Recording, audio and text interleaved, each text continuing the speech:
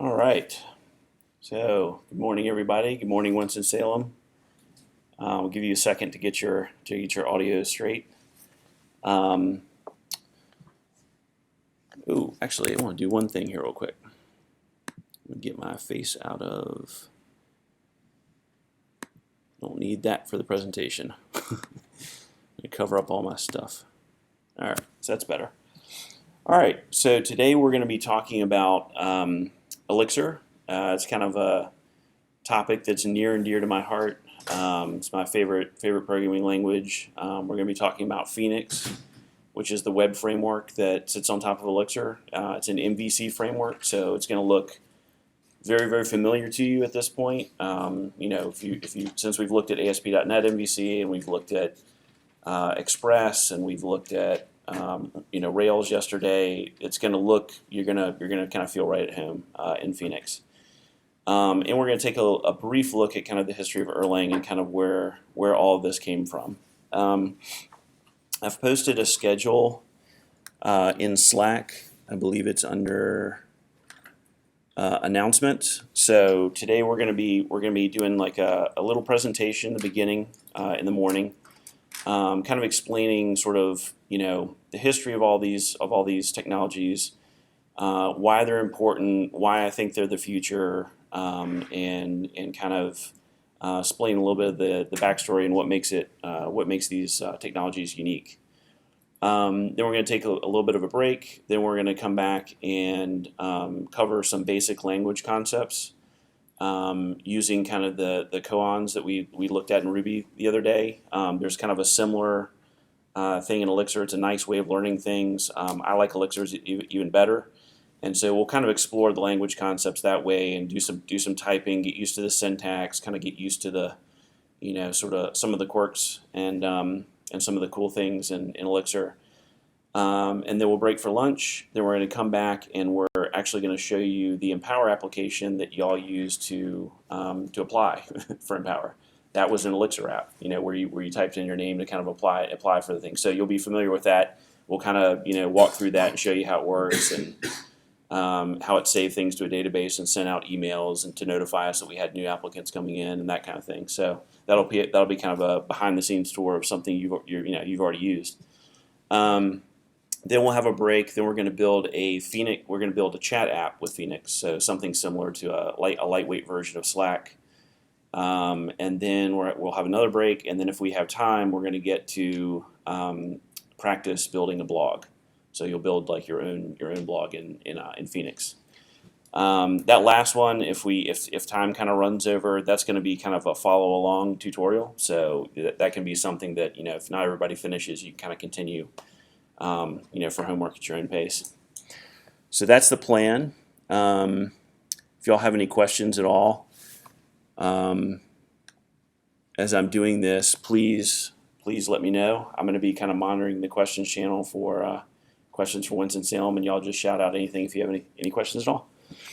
All right, so Erlang, Elixir, and Phoenix. Why I think Elixir is the future. So in order to talk about Elixir, you kind of have to talk about Erlang, right? Because Erlang is sort of the foundational technology that all this stuff runs off of. So it's created by Joe Armstrong, who worked for the telephone company Ericsson, the Scandinavian telephone company. It was built. That was created in 1986, so not a new technology, right? But we'll see why that's important in a little bit. You kind of some technologies you actually do want around for a long time because they tend to get the good ones tend to get better over time.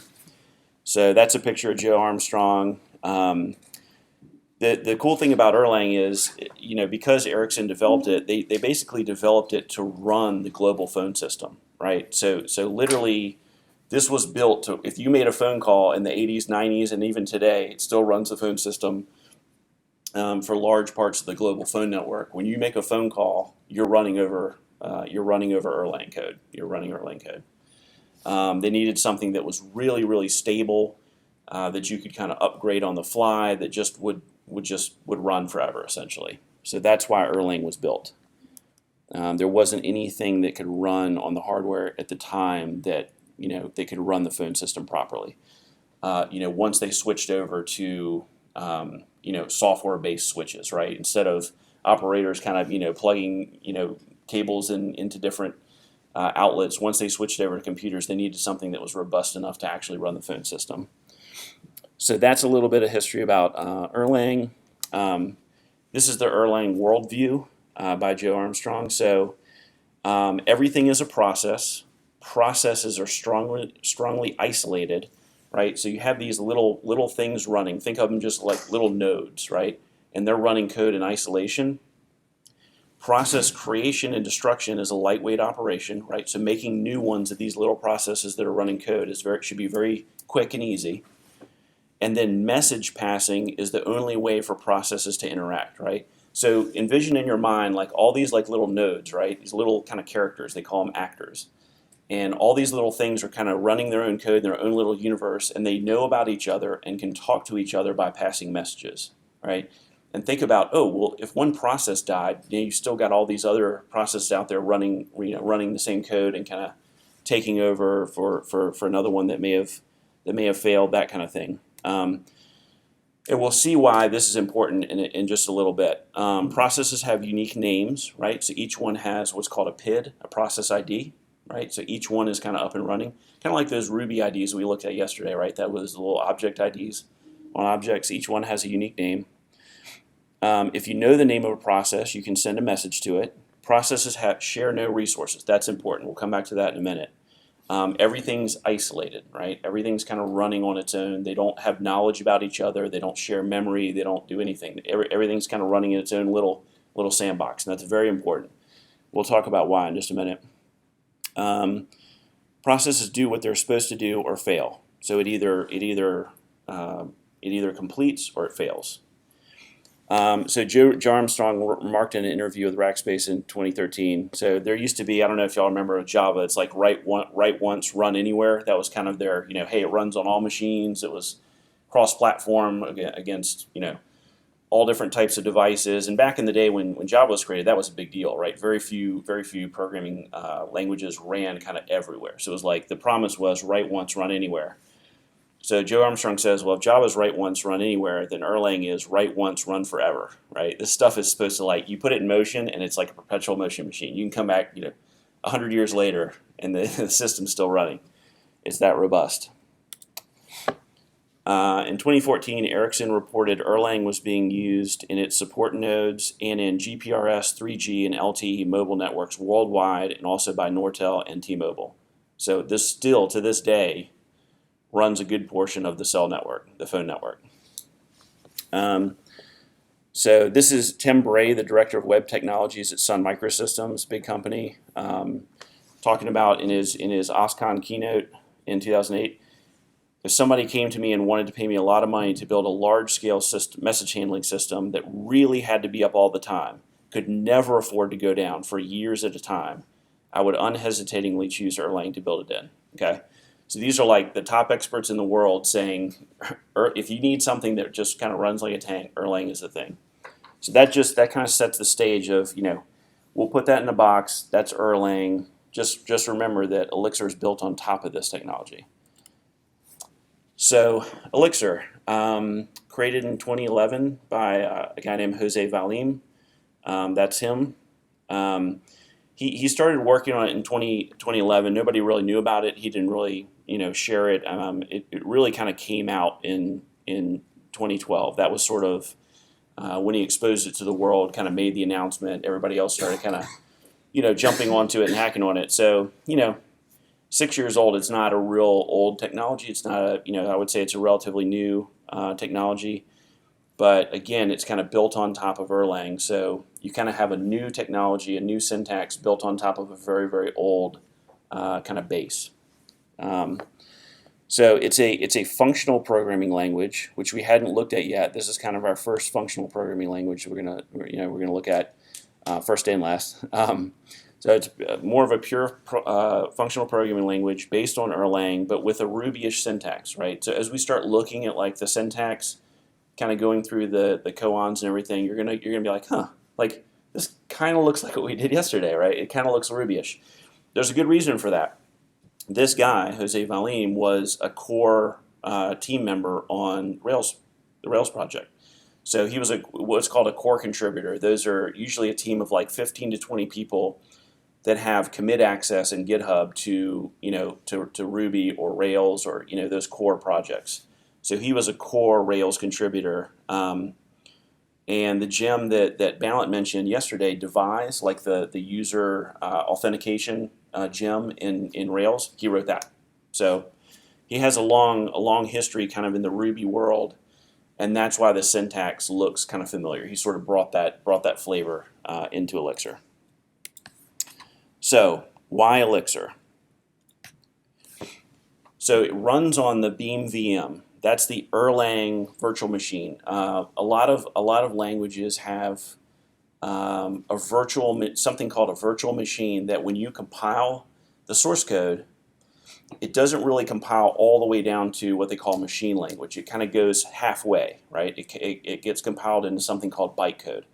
Java does this, .NET does this. It compiles down to something called IL, intermediate language. It's kind of like a midway point. And Erlang does that. It compiles down to Erlang bytecode and runs on something called the Beam VM.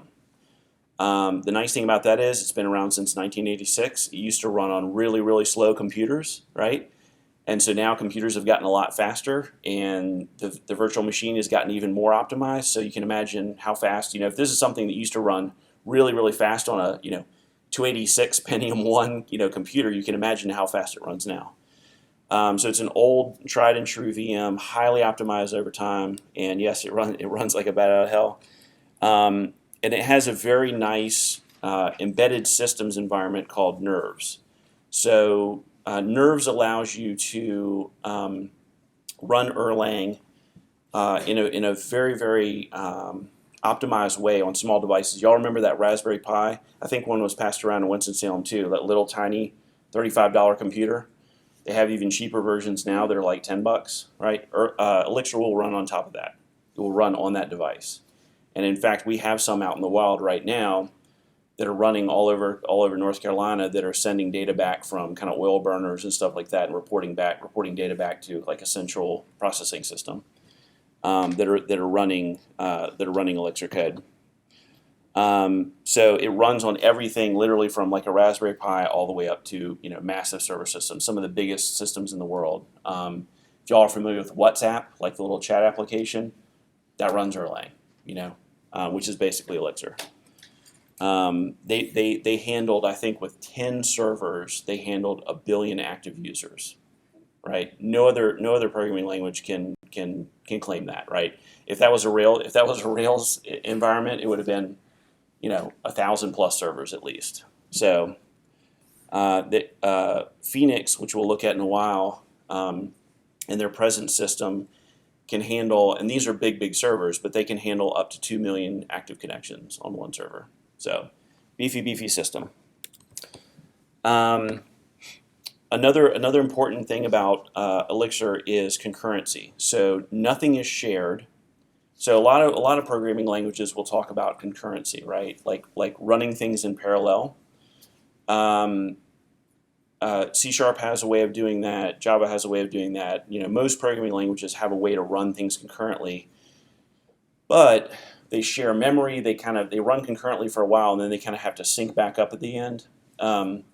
Because nothing is shared and everything's immutable in Elixir, all the processes are kind of isolated, and everything's truly concurrent.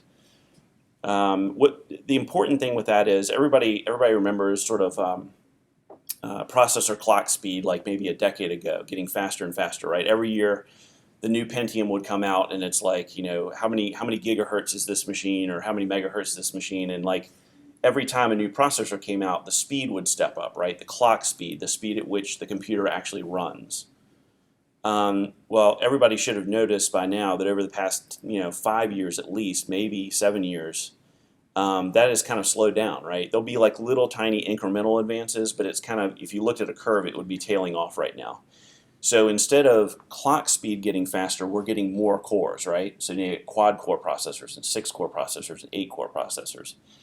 So the problem with that is most programming languages don't allow you to fully utilize all of your cores on your machine. Elixir and Erlang definitely do. They're built for this. They're built for concurrency. So when you start a program and you've got processes that can run sort of in parallel, it actually utilizes all of your processor cores very, very efficiently. You can start up to, on a modern laptop, you can start like 2 million processes, right? They're all running concurrently, which is kind of insane.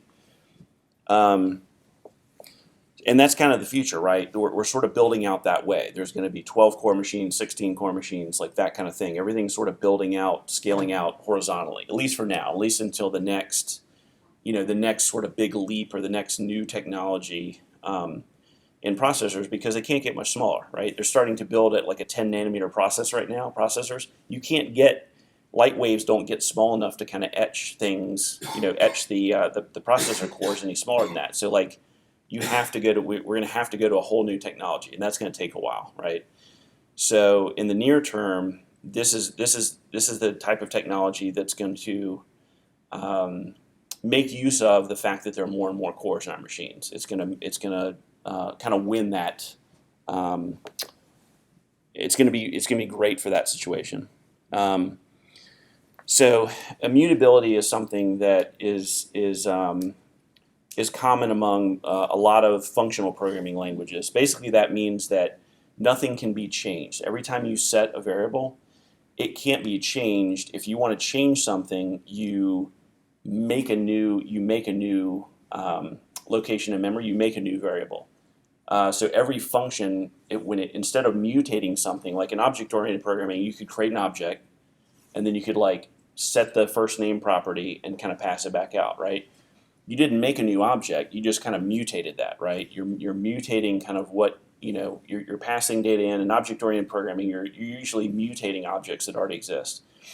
In functional programming languages that are immutable, you have data into the function and you pass data out, right? And the thing that you passed in no longer exists, and a brand new thing is coming out, right? So it's a little bit hungrier, a little bit pricey in memory, because you're kind of creating two copies of things. But the second that you do, the old one goes away, right? So the garbage collection is like, oh, this one's no longer needed. I passed the new one out. The old one's collected, and it's gone. The nice thing about it is it's much, much faster, and I think that it's easier to reason about, right? Instead of like passing these objects around, and it's like, well, did this function mutate it this way, and then what happened to it after that? It's like data in, data out.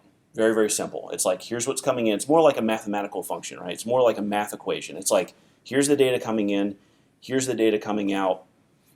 Nothing was changed in between, and I know that the old thing is gone, and the new thing is what I care about. And that way you can kind of pipe these functions together to make something useful. But at the end of the day, it's data processing. Data in, goes through a bunch of functions, data out. Which is really how computers work, right? So instead of creating this abstraction, this object-oriented abstraction on top of it, you're kind of mirroring how computers actually work. It's a little more truthy, I think. So, yeah. What is a different functional programming language? What is a different? Okay, so the question was, what's another functional programming language? So, other examples of functional programming languages might be like Haskell, OCaml, F# in the Microsoft world. Let's see. Weird stuff. Yeah, I mean they're in their own like little universe, and y'all can chime in with others in the channel if you think of them. Just off the top of my head, those are sort of what some popular ones. Closure, that runs on the Java VM. So those are some examples of other functional programming languages out there. And like I said, they work differently. They're almost a whole different paradigm from the object-oriented world. Those are kind of the two, I would say, main programming paradigms that exist out there. The two most popular ones are object-oriented programming and functional programming. So this is Elixir's definitely on the functional side. So Elixir and Erlang have something called the actor model. That's something that we kind of looked at a little bit in Joe Armstrong's message. where he was saying the processes are all isolated. I like to think of like little cartoon characters, like kind of talking to each other. When I visualize it. So this is kind of an example of that. So you notice like 042.0, like that's one actor, that's one process running, and 048.0, and I'm not sure why that one looks kind of sickly, but and so the red actor there is passing a message. So every process has what's called a mailbox, right? And you think of all these processes kind of running independently, and they message each other by putting something in the other one's mailbox. And then that process can say, oh, hey, think of it like an email message, right? And they get an email and they're like, oh, like, let me do this thing. This other process told me to do this other thing, and they can kind of interact like that. So think of it like a universe of little processes, like kind of chatting to each other and doing things. That's sort of how it works. But if you kind of envision that in your mind of like sending a message into a mailbox, that's a good thing to visualize when we're talking about this stuff. Some of the other important things about Erlang and Elixir is that it's distributed. You can run it on more than one system. And a lot of other systems are distributed, but they talk through kind of a back channel. So if you have a bunch of systems running in C#, they may use a real-time processing system like Signal R and post messages to each other kind of on a back channel, like talking to Redis, or saving messages into a database, and then like another process pulls it out of the database and sort of starts working on it. Elixir and Erlang have a distributed system, something called OTP, which stands for Open Telecom Platform, that allows them to see each other even on other machines. If you open that up, and think of it as like a cluster. So you've got all these actors talking to each other on a single machine, and then you've got another machine over here, and they can all talk to each other. And so it's just like this giant universe of processes that are running and messaging each other. That makes things very fault tolerant because you can have different layers of those actors. You can have kind of all the workers running, and then you have these like things called supervisors that are little programs that run above that. And if they see like a worker gets sick or fails, make a new one. They sit there and kind of supervise the running program. You can have supervision trees, so it goes up a level, up a level. Think of it like a giant, like the organization chart of a company, right? You've got a big org chart with like the CEO at the top all the way down. And anytime these processes stop running, the level above it is kind of watching everybody, and it just creates a new one. So think about how stable of a system you could make that. If you had a big enough supervision tree, how many things would have to go wrong before it got kind of all the way up to the top and sort of the system really failed, right? And you can make it as deep as you want, and you can make it as distributed as you want. So put it on different machines and have supervision things kind of watching your code and swapping things out. Speaking of swapping processes out, Elixir and Erlang are the only system that I know of that allows for true hot swappable code, which is kind of crazy if you start thinking about it. It's a way of adding a new version of code while that code is running. So you can imagine literally being on a phone call, you're talking to someone, and T-Mobile goes from version 1.1 to version 1.2 of their phone system without dropping your call, right? Like you're literally on a phone call, and it's like if you've ever seen that trick where it's like, you've got a dinner table with all kinds of silverware and stuff on it, and it's like you pull the tablecloth, thank you, the tablecloth out from everything with it still being there. It's kind of like that. I mean, they can literally go from version 1.1 to 1.2 of the phone system while people are on phone calls, which to me is like crazy. I mean, being involved in deployments and knowing kind of how difficult they can be, to me, that's like magic. I still can't sort of wrap my head around that, but it works. The other nice thing about it is it's truly cross-platform. So, yesterday we found a couple issues with with Ruby on Windows where like the SQLite gem wasn't kind of compiling right, the native gem and everything. You'll find that Elixir kind of really truly does run on on all platforms that it claims to run on, kind of as a first class citizen. So that's nice. One of the things that we're going to look at today, but may not fully sink in because a day is really not enough, and one of the awesome, unique features of Elixir is something called pattern matching. The basics are kind of easy to get, but it's something that you don't really, until you play with it for a while, you don't really sort of understand the full power of it. But it's a way of matching. It's a way of matching things on both sides of an equality equation, so that you can essentially pass in instead of setting a variable, you can set like 20 variables at once. So it's like, here's a bunch of data on one side of the equals sign, and we'll look at this in a little bit. It'll kind of make more sense, but I'm going to try to take a shot at explaining it a little bit. So imagine you had like you remember Ruby hashes from yesterday? Kind of have like a symbol and then a value and a symbol and a value, like in those big hashes.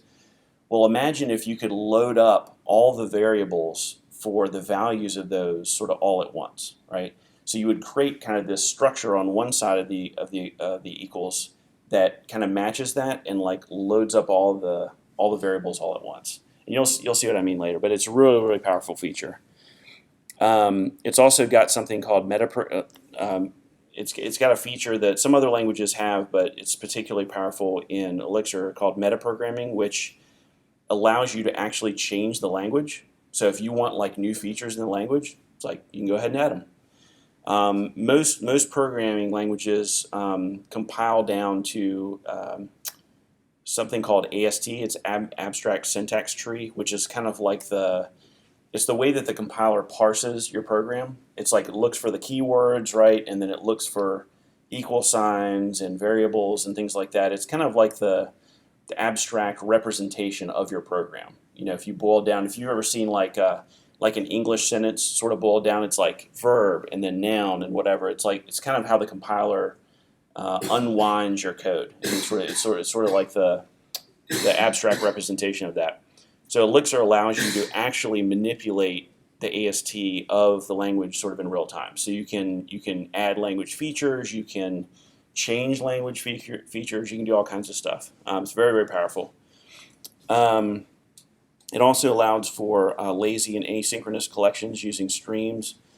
Derek touched on that briefly. You remember the streaming stuff where he was pulling like we talked about it in ADO.NET, right, with the data reader, where you had the yield keyword, you can kind of stream things out, and then at some point the calling program can like stop it. If it's like, hey, I found what I want, I'm going to stop here.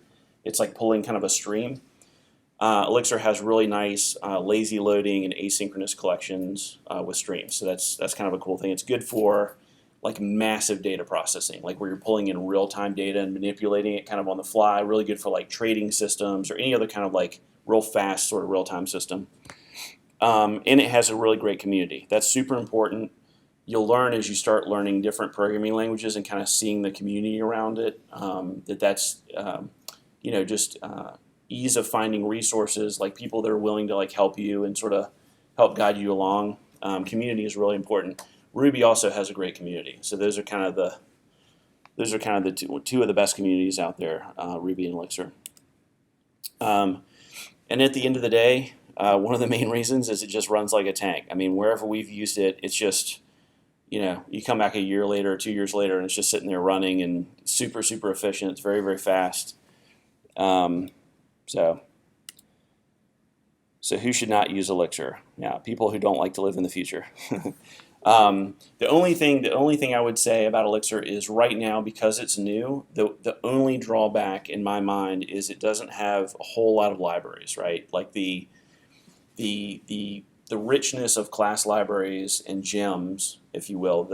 There's a package manager called Hex, which we'll look at in a little bit, that's similar to Ruby gems, that kind of is like a package manager for Elixir.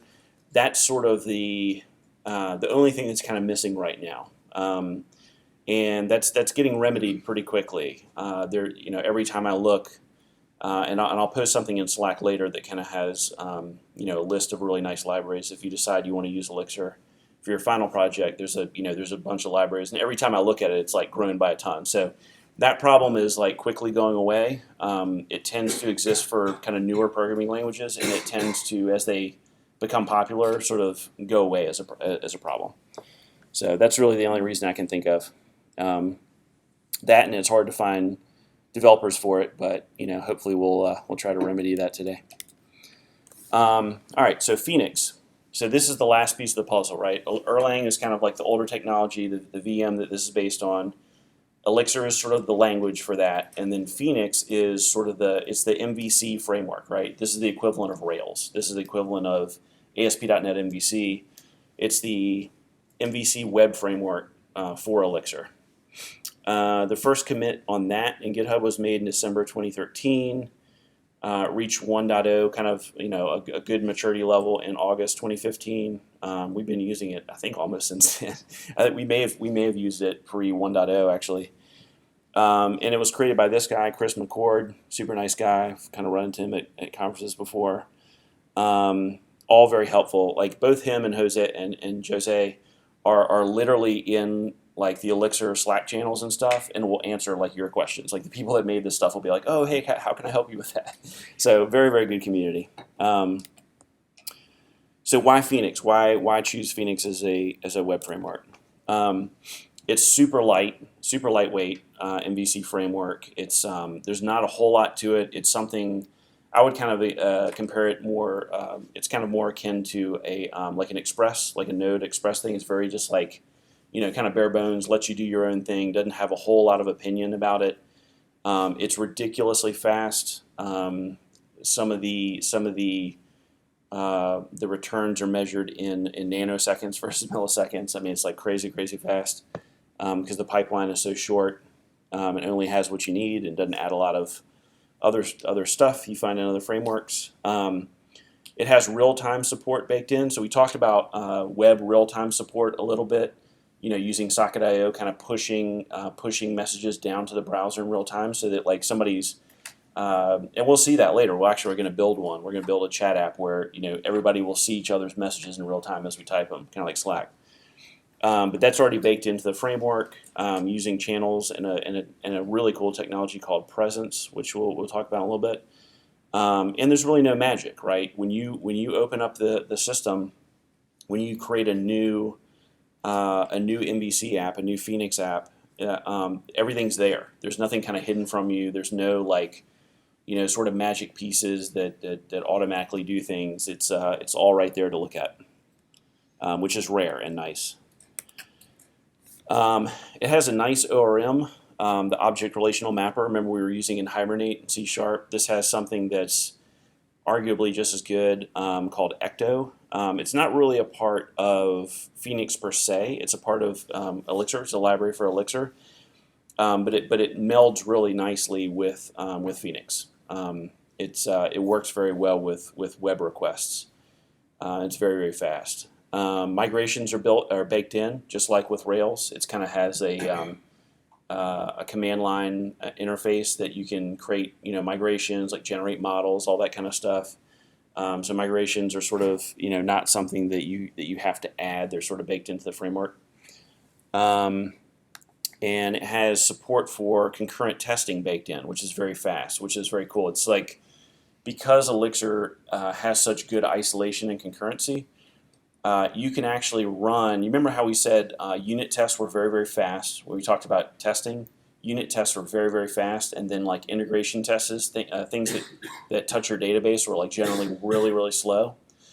Well, they're slow because they generally run in order. They run sequentially, right? So it's like the length of your integration test is going to be however many tests you have times the length of time it takes to run them. With Phoenix, when you do integration tests, things that touch the database, they can all run in parallel. So it'll complete in the time it takes to run the longest one, basically. It's very fast. So there's less reason not to have integration tests with Phoenix. So yeah, and it is crazy fast. So enough with the slides. Let's see some Elixir here. And actually, before we do that, because we're coming up, we're going to take kind of an earlier break.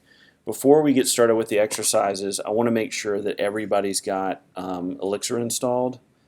If we're gonna go ahead and take like let's take like a 10-minute break to like 10, 12ish, and I'm gonna leave this running.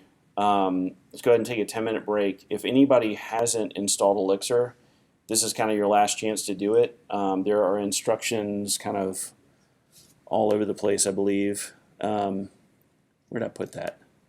There's a question. Okay, questions. Yeah, so it's under questions, and then Power Public are the installation instructions. So let's go ahead and take a 10-minute break. Be back here at 9:22, and we'll get started with the coding. And if you don't have Elixir installed, go ahead and get that installed because we'll need it in the next step. We're going to set up our machines to run these koans. This is something that we're going to kind of follow along and do together. So I'm going to need everybody to kind of do a git clone. And we'll all step through this together and make sure we have all the steps down. So the first thing I want you to do is open up a browser and Google for Elixir koans, K-O-A-N-S. Okay, and there's a GitHub link. I'm going to put this in Slack, Elixir Learning Exercises.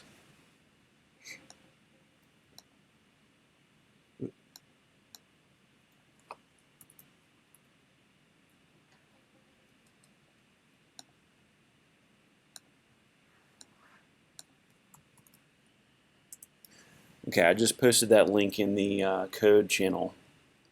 That's the link that you want. So this is the GitHub page for Elixir koans. And it says Elixir koans is a fun way to get started with the Elixir programming languages.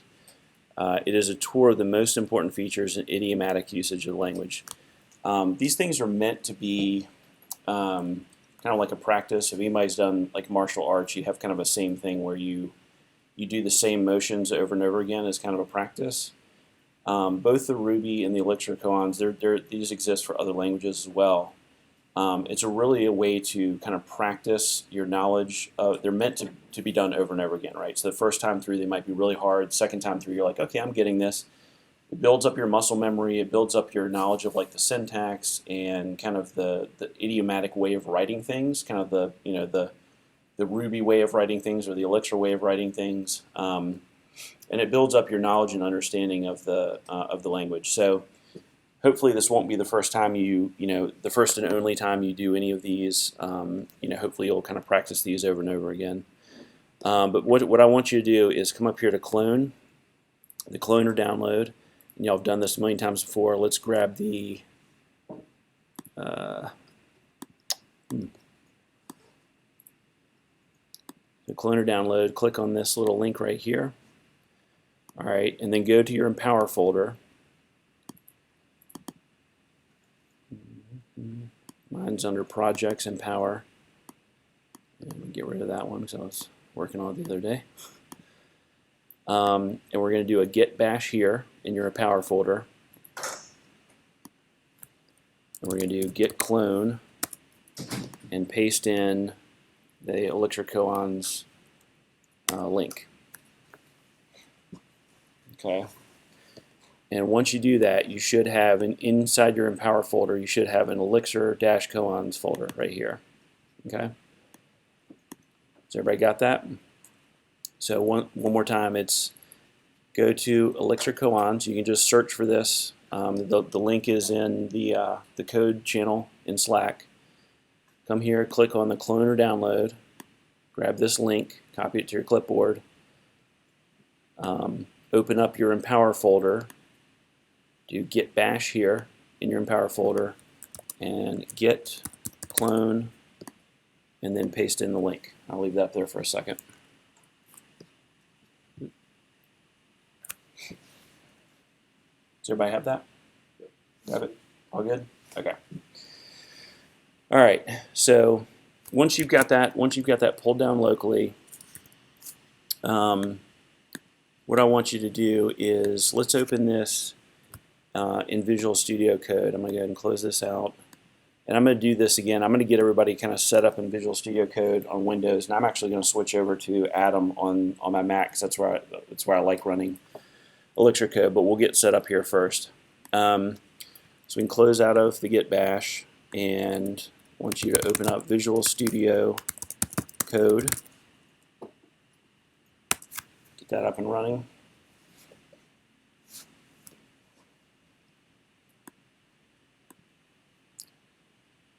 And close out this stuff.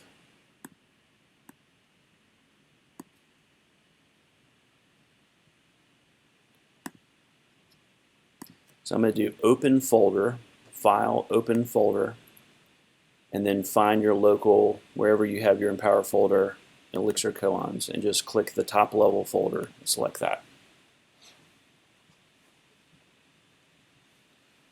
Okay, so everybody should see something similar to this, where you got Elixir koans loaded as a folder in here. Then I want you to open up a terminal. So you can, again, you can either do the control tick, or you can click on your little terminal button down there, get a terminal running in Visual Studio Code. And once you've got that up and running, we're going to do two things. Sorry, let me get the right screen here. We're going to do two things. One is right at the root folder here, we're going to do mix deps.get. So what this does, y'all remember kind of the rails and sort of rake commands that we were using the other day from the command line? Mix is similar to rake. It's just sort of like a build. It's like a build tool that does different things. Deps.get is basically saying, get me all my dependencies, get me all the things, get me all the hex packages. Remember, hex is sort of the package manager, just like Ruby Gems is for Ruby. And in fact, if we look at this mix.exs screen real quick, mix.exs, you'll see that it's got a couple things in there. You know, it's depending on Elixir, and it's depending on file system and logger, and a couple, you know, so it needs this. It's going to grab us this right here, this little file system watcher. What that's going to do is, as we run through these, every time we save a file, the file system watcher is going to see that and say, oh, let me reevaluate and kind of load the next thing. So it's really only got one dependency in here outside of Elixir. But so we're going to do mix deps get, and we're going to hit enter,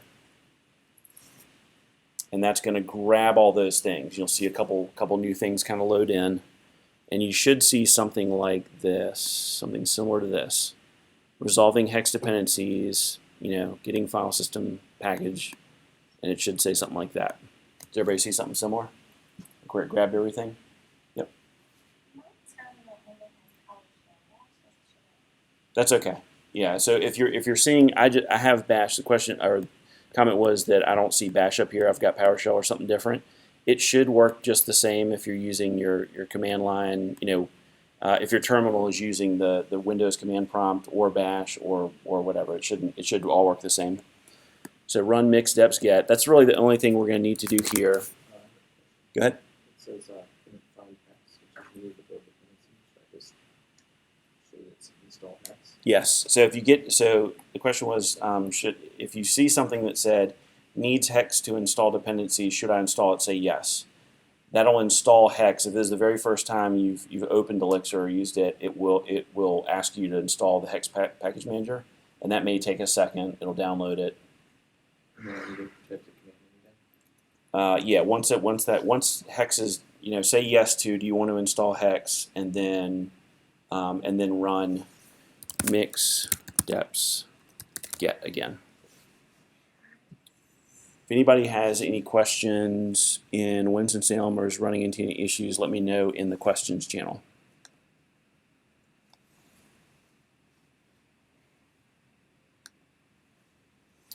All right, so everybody get that down?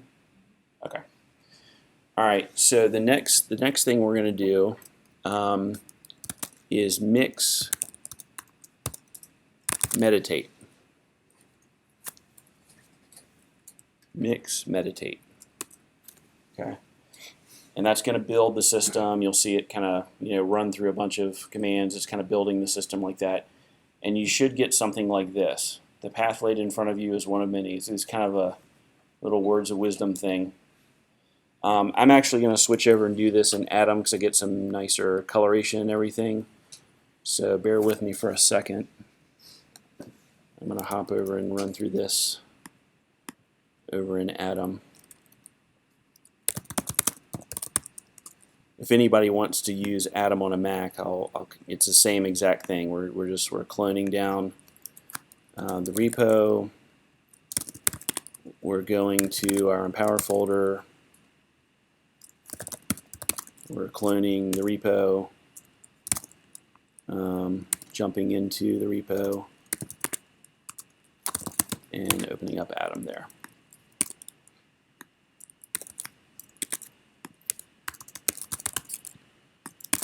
Okay.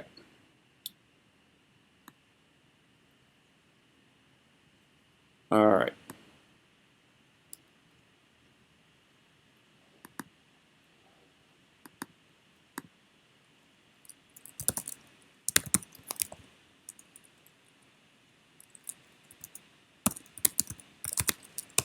Okay, so I think it's a little bit easier to kind of read. It's sort of colored, and so if you're following along, you'll be able to read this easier on my screen. Okay, so this is kind of similar to what we did with Ruby koans the other day. The idea is to get everything to true, and it kind of teaches you things along the way. So the nice thing about this one is these are all kind of listed in order. We're going to start off with very easy stuff: equalities, strings, numbers, atoms, tuples. Each sort of section is going to teach us a new, a new section of information about the Elixir language, its data types. We'll get into kind of structs and maps and lists and things like that further on. And basically, we're going to go a certain way through this before lunch. We're probably not going to make it all the way through, and so one of the exercises will be, finish it at your own pace. If you get stuck, if you're trying to do this on your own, remember that these are all just unit tests, right? So if you come into this test folder under koans, and don't do this unless you're truly stuck, but all the answers are in here. So if you get, if you're banging your head on something, you get stuck. If you're trying this out, on your own, and you're stuck on it for half an hour or something, go over there, and the answers are kind of in the test folder. If you want to get past what you're stuck on, but try your best to work on it first before you switch over and cheat. All right, so equalities. So we're on the first one here on line 12. This will show you, we shall contemplate truth by testing reality via equality. It'll tell you this exact, so assertion failed. So we have a failing test, and we're going to kind of go through and make them all pass, right? The other nice thing is if you do get a chance, maybe during lunch, go into the test folder and see how the unit tests work, like see how they're kind of set up. It's just interesting to look at. We're not really going to have time to look at unit testing in Elixir today. All right, so assert true equals, and these will all start off very easy. Assert true equals true. So not something is the opposite of it. So y'all remember from C#, right? The exclamation point in front of something, right? Like not this thing, not true, or not false. By putting the exclamation in front of something, it kind of reverses it. Same thing in Elixir. So that should look pretty. Several languages have that, so that should look pretty familiar. So what's this going to be here? Assert not true equals what? False, right?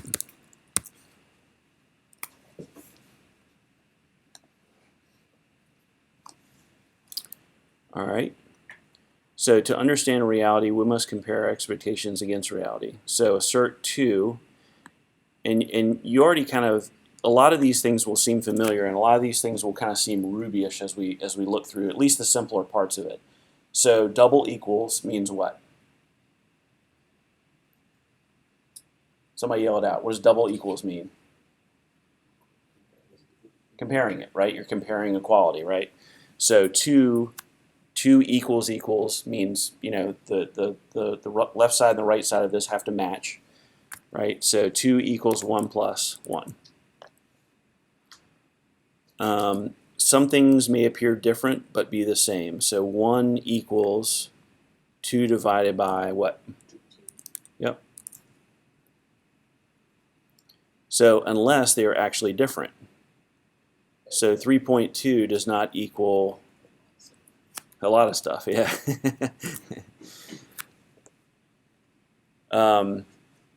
Some may be looking for bigger things, so obviously anything larger than 3 would work there.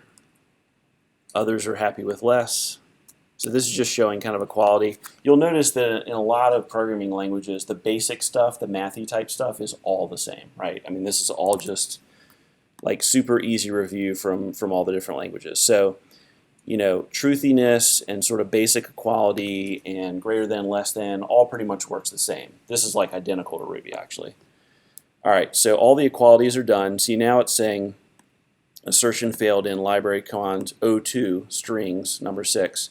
So let's close out equalities and open up the second one. It's under lib cons O2 strings. So open up your new file. So we don't have to reload the thing like we did in the Ruby one. Yeah, yeah. So the question was, we don't have to reload the thing and run it every time. When we did mix deps get, that file system thing that it pulled in, that library that it pulled in, basically watches all your files, and as you hit save, it's like, okay, I got you. I'm going to rerun this. So it's kind of nice. What was it? Because I reloaded it first time, so I can have the colors. It's a mix meditate. Mix meditate. If anybody needs to kind of reload and jump back into it, that's a good point. So let me digress for a second. So back here in, if you do want colors in your, let's go ahead and get this set up so it'll look nicer for everybody. You'll notice I already have colors running here, but if you want things to kind of look nice in Visual Studio Code, to have it sort of recognize Elixir language, down here, this fourth icon is called Extensions, and I think I've already got it installed, but if you click on Extensions and then you type Elixir up here, this first one that shows up, VS Code-Elixir, that's going to give Elixir support for your version of Visual Studio Code. Go ahead and install that. I've already got it installed, so you won't see it, but you would see an install button here. And go ahead and click that. I'll kind of wait for a second while everybody gets that going. It'll just give you some nice coloring. Once you install it, you had to reload, right? Yeah. Okay. So just like all the other extensions for Visual Studio Code, once you click install, it'll kind of, it'll show down in the terminal, show the output. It'll install everything, and then when it's done, the button will change to reload. Go ahead and hit reload, and that'll kind of pull back into this. You won't have to do mix deps get again, but once it reloads, to restart it at the bottom, you will have to do mix meditate, 2 words.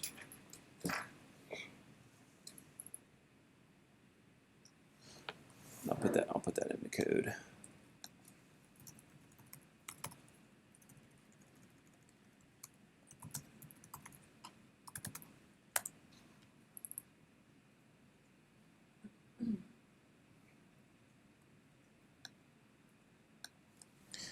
All right, so we got a question. Sorry, I wasn't looking at the questions, but what's the difference between and, hello, let's see, and question? The difference between Single quotes and double quotes. So we'll get to that soon. We'll take a look at that in strings. So does everybody have the Elixir extensions installed and reloaded? Okay. All right, so mix meditate is how you get back into that. I'm going to switch back over to Atom just because that's what I'm used to. It looks a little cleaner. All right, so is everybody on strings, on file number 2, strings? Okay. Winston, let me know if I'm going too fast or too slow in the questions channel. So, all right, so strings are there to represent text. Just like every other language, this is going to look very, very similar to Ruby 2. So assert hello equals hello. That's just a simple string. Just like in Ruby, strings are also arrays of characters. So values may be inserted into strings by interpolation, right? This should look very, very familiar, right? This is basically the syntax of C# and JavaScript, kind of mixed together a little bit, but basically you have two double quotes, and then this part is your interpolation, right? So you do pound or hash, and then the curly braces to do that. So 1 + 1 equals, what is this going to say as a string? 1 + 1 equals 2. Yep. Here's how concatenation works, right? So they can be put together. So hello world equals, what should be here? Hello space, right?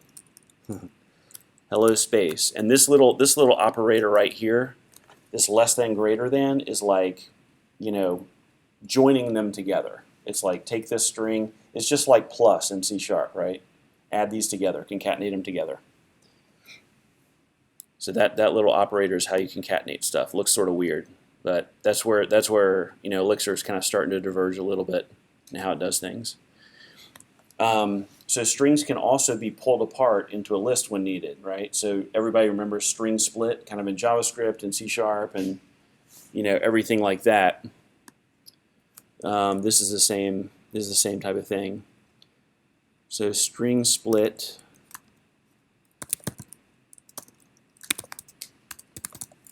Right. So this says I'm going to take the string hello world and I'm going to split it on space.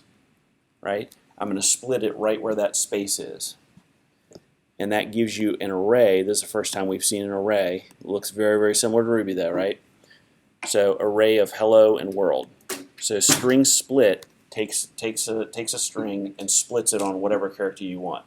You could use this for CSVs, right? So if I had the same thing would work for this. Like if I had hello world and I wanted to say hello comma world and split it on the comma, same type of thing.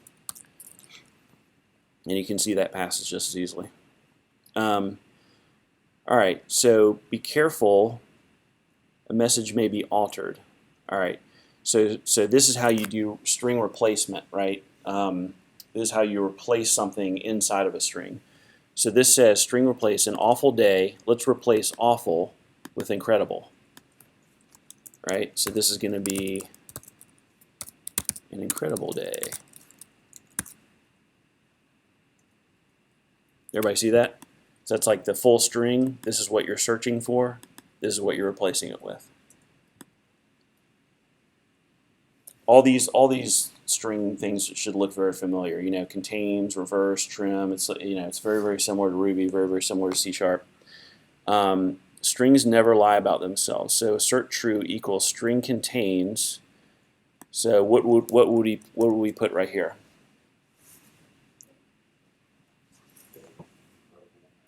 Could be anything, right? Could be any of those words. Yep, a day. Day would work. Yep. What is this one going to be? The string reverse.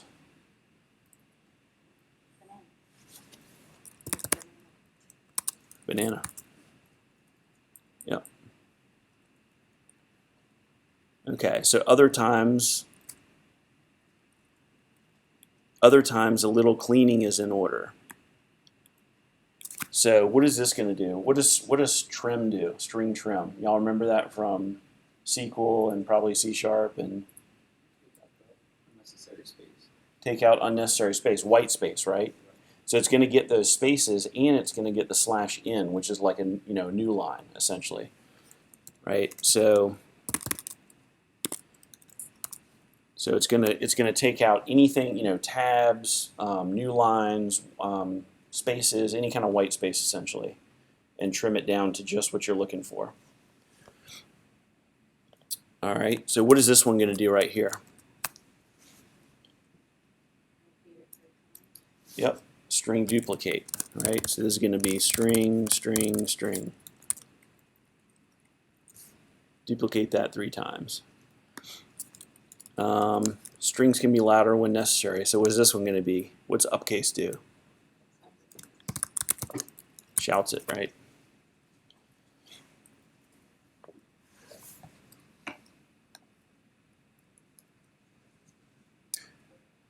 All All right, so I just saw, sorry Melissa, I just saw your thing. Can you leave the previous koan on the screen a little bit longer before you move on to the next? I can do that. If y'all can post anything like that in questions, just because that's the only, I only monitor one channel at a time. Anything like that, put it in private or questions.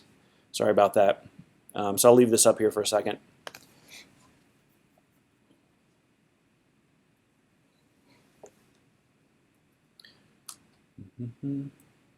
And remember, if you get behind it all as we're going through these, if you look under test, we'll look under, let's see, strings. Here are all the answers right there, right? So that's how you would get caught up if you needed to. Those are all in there. So I'll leave that there for a second. Okay, going a bit too fast. All right, sorry about that. Sorry about that one, Sam. I'll slow down a little bit. Let me let me scroll up and I'll go through the just sort of scroll through these answers really slowly on strings. So we've got hello equals hello. Our string interpolation 1 + 1 = 2. So it's changing this little section out here to the value of the code that's that's executed within those brackets. They can be put together. Sorry, I'll leave that up.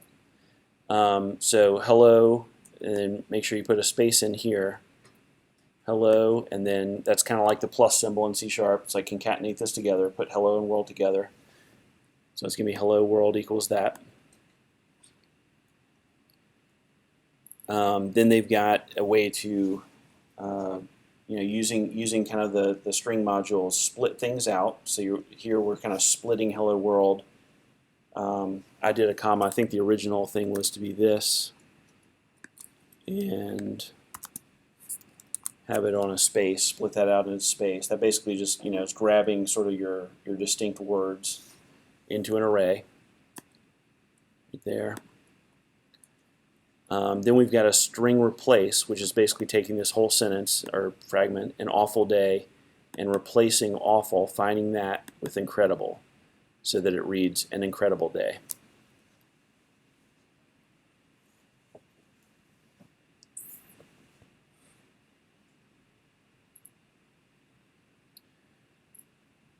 Strings never lie about themselves. So if you're looking for something in a giant string, this comes in handy obviously when you have like a lot more text. Finding something in it. This is like the finding a needle in a haystack. It's like, does this giant string contain something I'm looking for? So you say, here's the string I'm searching in, and here's what I'm looking for, and that's going to give you a true or false. Now you'll see the question mark on contains. That kind of should remind you of yesterday, right? Ruby. It's like any method that has a question mark on it is going to return a true or false by convention.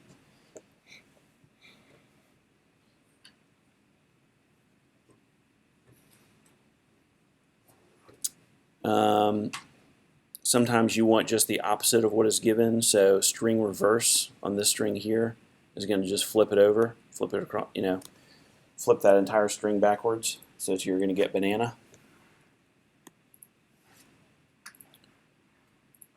Other times a little cleaning in is order. So trim works very, very similar to the way it works in pretty much all languages. It's just going to trim out white space. So you've kind of got banana. You've got some line breaks in here. You've got some spaces there, spaces there. Then trim out all white space and just get you down to kind of the readable characters of banana. That's useful for when you're doing like data validation. Like somebody may type in their password. It may have a space on the end or beginning, something like that. To strip that out. You've got a string duplicate function here. So it's basically just taking this string and duplicating it 3 times, just stamping it out. So you get from string, you get string, string, string. And then the final one here is upcasing it. So you're basically taking listen and just uppercasing everything. So you kind of have a function that shouts in a chat room, changes everything to a shouting match. All right, so this is saying, is everybody caught up? Okay, so Ali's saying explain /n and r. Okay, so /n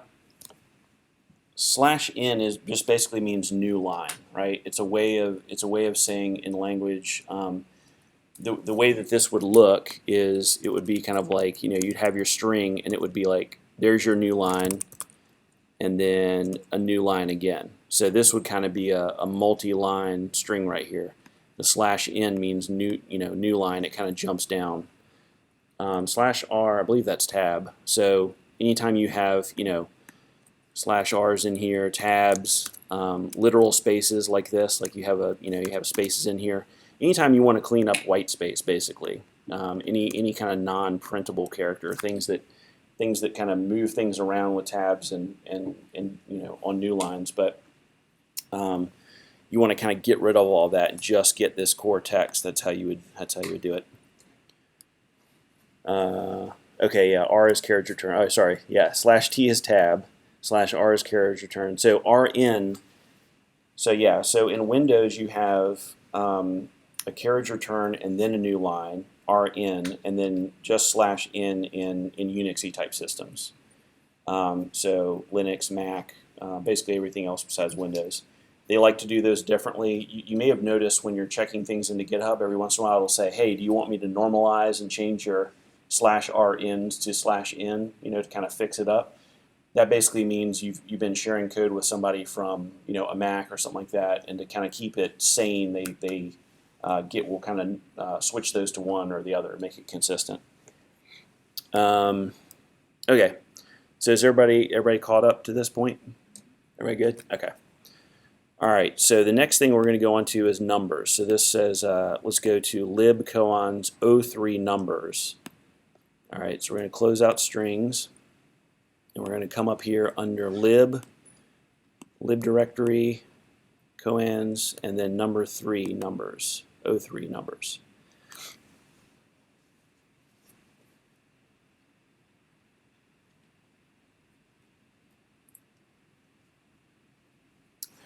Okay.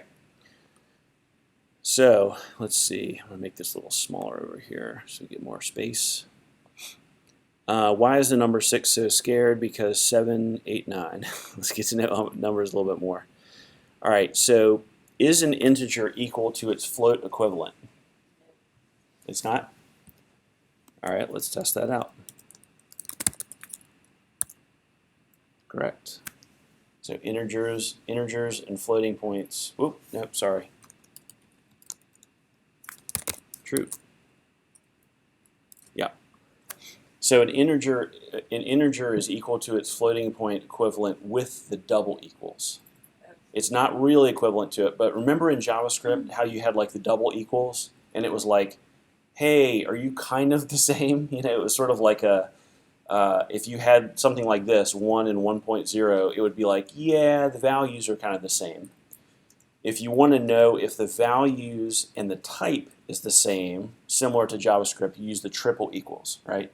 So this is just the same as in JavaScript. They kind of borrowed this concept from it. So is an integer 3 equals to its float equivalent? Like, is it really, really equivalent? And this one would be false, right? So everybody see the difference here? 1, if you're using the double equals equivalent, so the integer 1 is double equals equivalent to the value, the float value of 1.0. That's kind of like the loose, like, are these values kind of the same in math terms? Those are equivalent. When you're using triple equals, though, it's basically saying, are the values the same and are the types the same, right? And a 1 integer is not the same as a 1.0 float. So that's going to fail. That's going to be false right there. So these two things are basically telling you about double equals equivalence checks and triple equals equivalence checks. The only difference being type. It's checking the type as well. All right. So revisit division with 3 equals. Okay. So now remember we did 1 equals 2 divided by 2, right? 2 divided by 2 is 1. But 2 divided by 2 equals triple equals what? Anybody want to take a shot? 1.0? Who wants 1.0? Who wants 1? Flat integer? All right, let's give it a try. 1.0. Right? So when you're dividing, even if you're dividing integers, you get a float as an answer. If you're using 3 equals. Now, would this work? Would that work would this work? Yep. Right? That would work because you're checking kind of the math value of it, not the type of it, right? It's 2 over 2 returns 1.0. Right.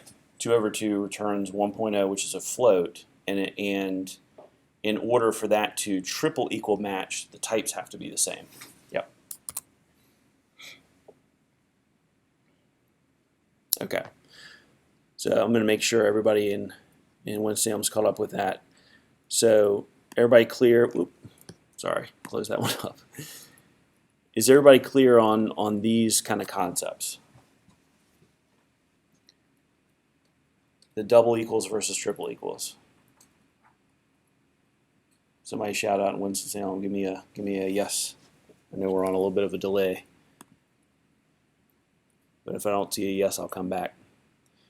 All right. So another way, I'll leave as much as I can up there too. All right. So another way to divide. Oh, okay. So no.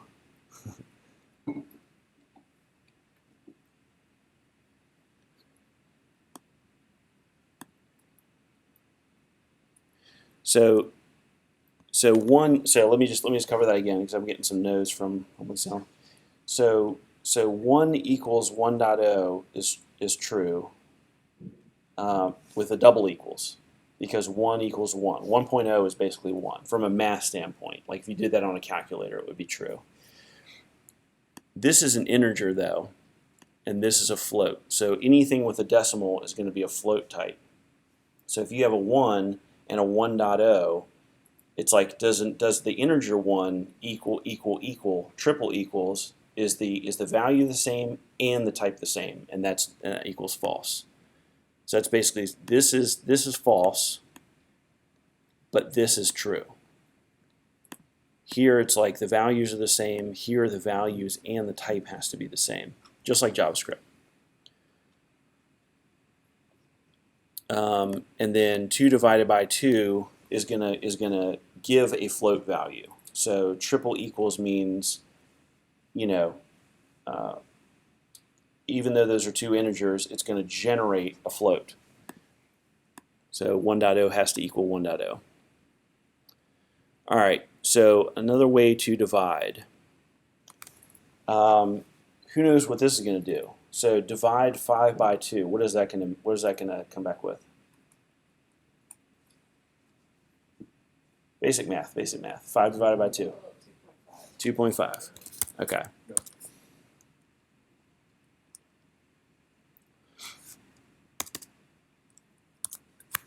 So division is not gonna bring back your remainder.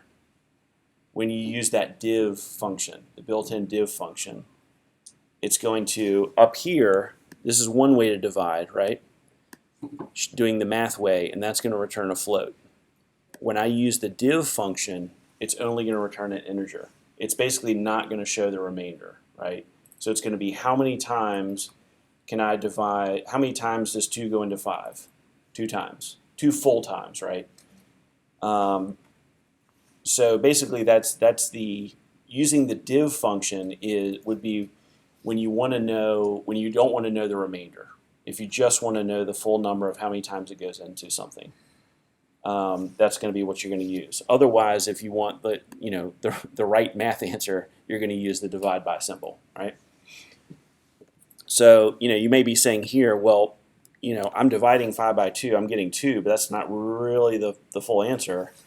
Well, what remains, right? Here's the remainder. So what do y'all think this is going to be? Rem, if I divide by 5 by 2, what's my remainder going to be? 0.5, right?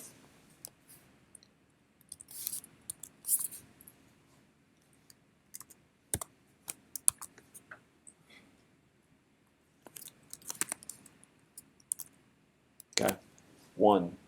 That's going to be what's left over. Y'all remember the modulus? Yeah. The modulus. So what remains, or the case of the missing modulo operator? Y'all remember this little operator from Ruby? You know, modulo. Like, let me show what's Ballant used it yesterday when we were trying to figure out, you know, if people's birthday coming up was like on a decade, 40 or 50 years old, that kind of thing. And so, you know, 10 modulo, 10 mod, or whatever the date was, modulo 10 equals 0. It's like trying to figure out, you know. So this is what you would use essentially instead of the modulo operator. Elixir doesn't have it, but you can use this to do the same thing. Just use the rem function.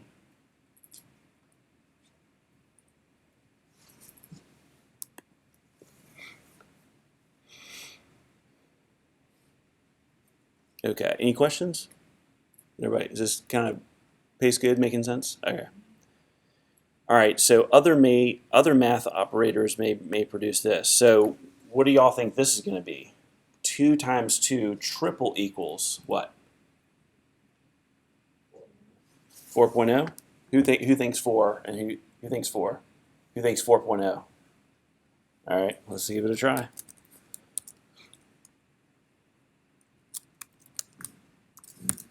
Four. So when you divide things, when you divide integers, you're getting a float. When you multiply integers, you get an integer. Something to watch out for. See, a lot of these koans, and Ruby koans are the same way. They point out like these little eccentricities, right? The little weird things. It's like, okay, if you're dividing things, you get a float. If you're dividing integers, you get a float, even if they divide cleanly, and you should get an integer answer. You're getting a float. When you multiply things, you get an integer. If multiplying a full integers, you get an integer.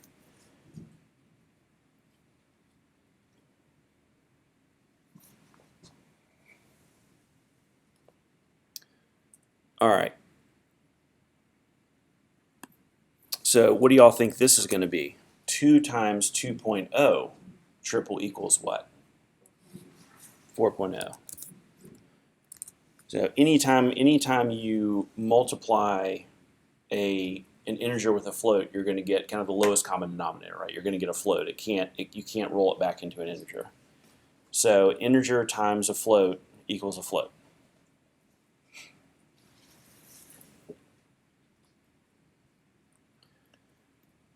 All right. So 2 ways to round. Are they exactly the same? So float round 1.2 triple equals round 1.2.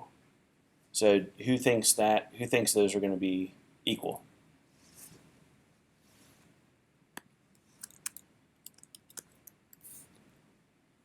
I think they're not going to be. Let's see. Yeah. So let's see what this gets. Here's a way to test this stuff out. If you pop open another terminal, if you want to play with this, let me make this a little bigger. Here, this is a good place to kind of jump into IEX. So if you remember yesterday, Ruby has something called IRB. That was that little REPL loop, where you can just type evaluations and type in little snippets of code. Elixir has one as well. So everybody pop open a terminal, just a separate one. You can use this in a git bash or anything else, and type in IEX. Let me make this a little bigger. IEX and hit enter. You should see something like this: interactive Elixir.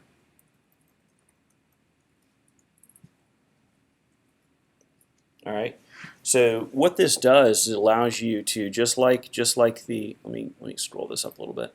Just like with IRB, it allows you to just evaluate little snippets of Elixir.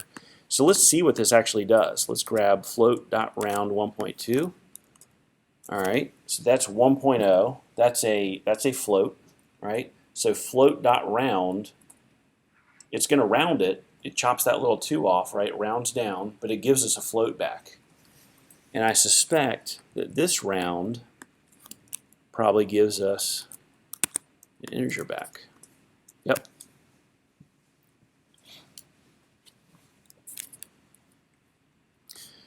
So this is how these operate differently. Use float.round if you want to get back a float, right? And since you're using float, it's like, yeah, I'm going to get one back.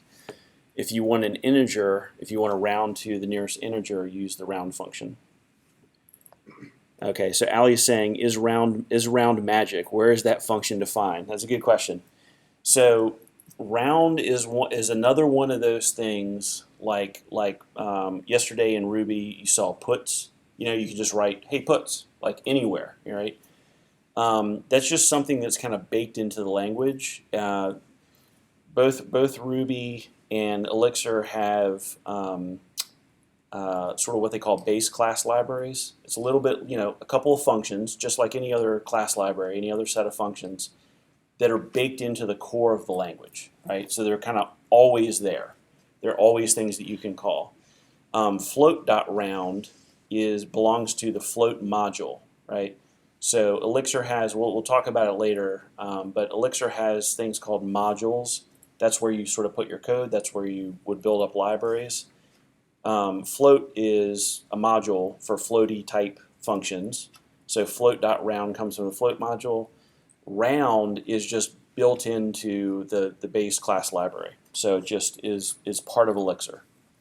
Kind of a native function, if you will. So you can see that float.round returns a float, round returns an integer. And the way you get out of IEX, hit Control-C twice. There's really no better way of doing it. So Control-C and then Control-C again to kind of bail out of it. Yeah, and Ali's saying that's in the kernel module, no magic. So the kernel module is kind of like the base. That's the base class library. That's like the core module that's just a part of Elixir. It's just sort of, it's always there. When you load up IEX, it's going to load that kernel, the kernel module for you. Whenever you run Elixir, it's going to load it for you. All right. So I'm going to jump out of that. So if you ever want, I guess the point is, if you ever want to test any of these things in here, if you're not getting the right answer, if you kind of want to see what's going on, just pop open IEX and test it out, right? So it's like a little playground, just like IRB is. Okay, so let's see. Release the decimals into the void. Okay, so trunk. This is another one of those kernel module functions, right? So trunk is just sort of there's no module dot anything. It's just right there in the base. What do y'all think this is going to do? This is going to truncate a number probably, right? So what do y'all think this is going to do? 5? Is that going to be an integer or a float? What do we think? Let's try integer. Yep. All right. So remember that round gave us an integer, right? That was sort of the kernel level, like the base level function. So we just kind of guessed here and said, all right, wouldn't trunk maybe just give you an integer back instead of like float.trunk? And sure enough, 5.6, a float, truncates into 5, just an integer. So that's going to truncate it and change the type for you. And Ali's asking, what is a module? We're not there yet. We'll get to that in a minute. It is just where you keep your code. It's very, very similar to kind of class files in C#. It's just they're namespaced just like that. It's like a namespaced area where you keep functions. That's really kind of the easiest way to think of it. That's what modules are. We'll look at them in more detail a little bit later. All right, so are you odd? So integer is odd 3. True. These are going to be pretty easy. Integer is even 4. True. All right, so those are just checking, just little functions off of integer. Now remember, we had the up here we had the float the float module, and we're running methods off of that. Here's where the integer module comes in, right? So each of the data types are going to have like a module around that are going to have all kinds of little helper functions, right? And you can actually add to them if you want to add new ones in there. So integer is odd, integer is even. Those are just little helpers off of the integer module that's built in. All right, let's grab the individual digits in a list. Okay, so this is cool. So integer dot digits. This is kind of similar to string split, right? We're kind of grabbing all the individual things out of there. So the way to do a list or an array is the same thing. You kind of seen these little array brackets all over the place, right? And these are going to be all the individual numbers in that, which is kind of cool, right? If you're gonna split out sort of a phone number or something like that, you want to parse it out into all the individual digits. Let's see if that works. Yep. All right, so that's going to make an array essentially. It's just going to break it down into an array, very similar to a string split or grabbing the individual characters out of a string. Okay, so oh no, I need it back together. So so you've got digits, dot digits, and then you've got dot undigits, right? Which is Jose kind of making a joke, I guess. So what is this going to make if I call undigits on this array? Right, 1, 2, 3, 4. Boom. All right. So now, okay, so now I want my number as a string, right? So y'all have seen the toString method on everything, like all over C#. Ruby's got one, two underscore s, right? This one spells it out, tells you what it is. ToString. So what is this going to do right here? Quotes, like a string version of 1, 2, 3, 4. Yep, fairly simple.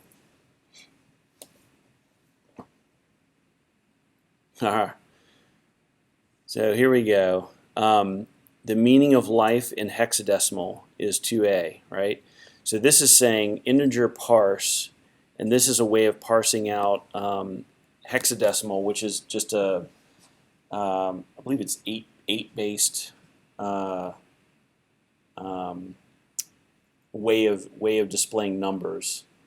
So this is basically saying parse 2a as a hexadecimal value. Does anybody know what the meaning of life is? No, but I don't know why. What number is it? 42. Of course. So I don't get it though. Oh, sorry. Yeah, Ali's saying hexadecimal is base 16. Yeah, sorry. So yeah, base 16. So this is saying parse this value as base 16, hexadecimal 16. Sorry. So what does that get from 2a to 42 though? So 2a is the hexadecimal representation of 42. So it goes like, you know how numbers are 10 based, right? I mean, our normal number is like 10 based. This is 16 based. So it goes 1, 2, 3, 4, 5, 6, A, B, C, D, E, F, right? And so 2a is 42. It's like how you would, So you know what I mean? It's like 36 plus 8, because 2 is 36, A is 8. exactly. Yep. 2 times 36 plus 8. Yeah. So it's like instead of a 10 base system, it's kind of this weird. It goes 0 through 9, I guess, and then A, B, C, D, E, F. It's just a weird. It's because computers are power of 2, right? 16 base hexadecimal stuff is just an efficient way of storing numbers and text. So yeah, so that basically it's a way of parsing out hex, and that's the number 42, which is from The Life, Universe, and Everything, I think, that book. The answer of the universe is 42. Oh, okay, so Ali's saying, what is this thing on the right here? So this is kind of this is your first kind of intro into the sort of the unique things in and sort of a very common pattern in Elixir, which is when you get back an answer to something, a lot of times it's not just a value, it's what's called a tuple, right? So this right here is a tuple. When I say integer parse, here's the value. It's going to give me a tuple of two things. Tuple just means like it's a list of values, right? In this case, the first value is 42, and the second case is like an empty string, right? And so when I'm parsing this hexadecimal value in base 16 tells it, hey, this hexadecimal. When I'm parsing this in base 16, I get the answer, and I get this little like leftover thing here, right? You'll see this all throughout Elixir. A lot of times you'll get a tuple with like an answer that says like OK. You'll see OK everywhere. We'll look at this a little bit later. You'll get like the value, and then you'll get kind of a little message with it. So in this case, you're not only getting back the value, but you're getting back kind of a remainder essentially, right? So that's like I'm taking a string and turning it into an integer, and the quotes is what was left over from the string. Yes. Okay. Yeah. So if I did like, so if I added on something to this, right? It's basically going to say, hey, take a shot at parsing this into an integer with base 16. Well, now Z doesn't exist in hexadecimal, right? It goes 0 through 9 and then A through F. So it's like, what's this Z thing doing here, right? And so you'll notice here my test failed, right? Because it's no longer true. And you'll see that what it got out of this right here is 42. And then look at this little leftover, Z. It's basically like, hey, try to parse this if you can, and then tell me what didn't work. You know what I mean? It's like, take your best shot at it and then give me like the leftovers. So basically it's like, okay, grab me that, and then, so if I made this Z here, then it's going to work, right? And that's going to be happy. And I'll go ahead and take that out just because I think the real answer is this. But it's basically a way of saying when you take a crack at parsing this, anything that doesn't fit, anything that doesn't work or doesn't parse, tell me about it. Like give me kind of the leftovers. So it's not just the answer, it's the answer and leftovers. And in order to pass that back, you need to put it in a tuple because there can only be one return type, right? Great question, Allie. And we'll go over tuples here. In fact, it's like a little chapter 5. We'll talk all about tuples and kind of how they work. So take a look at this one. Same type of deal, right? Integer parse 5 years, right? So it's going to return 5, and what else? What's going to be in here? What's like the leftovers? Quote space years. Whoop.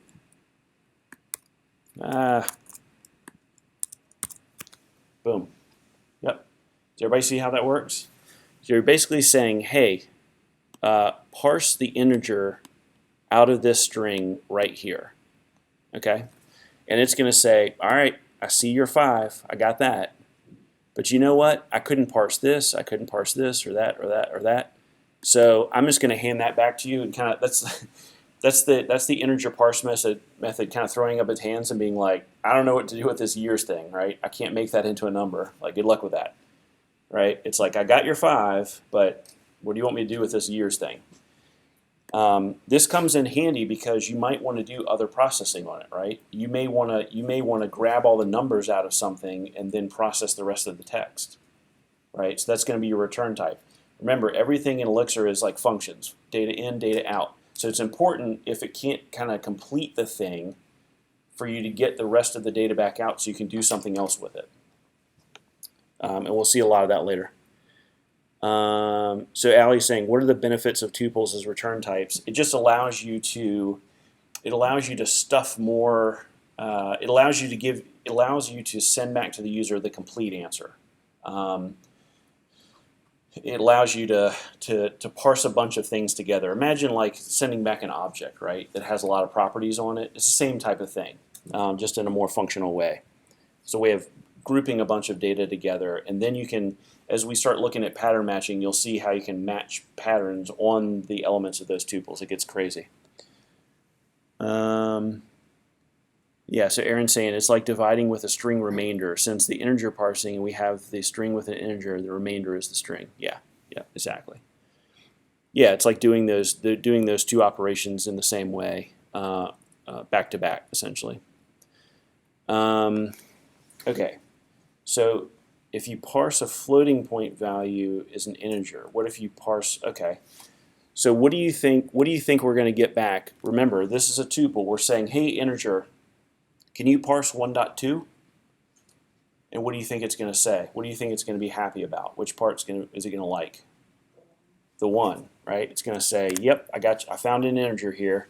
And what's going to be like the thing that it's like, hey, I don't know what to do with this? What's going to be the leftover?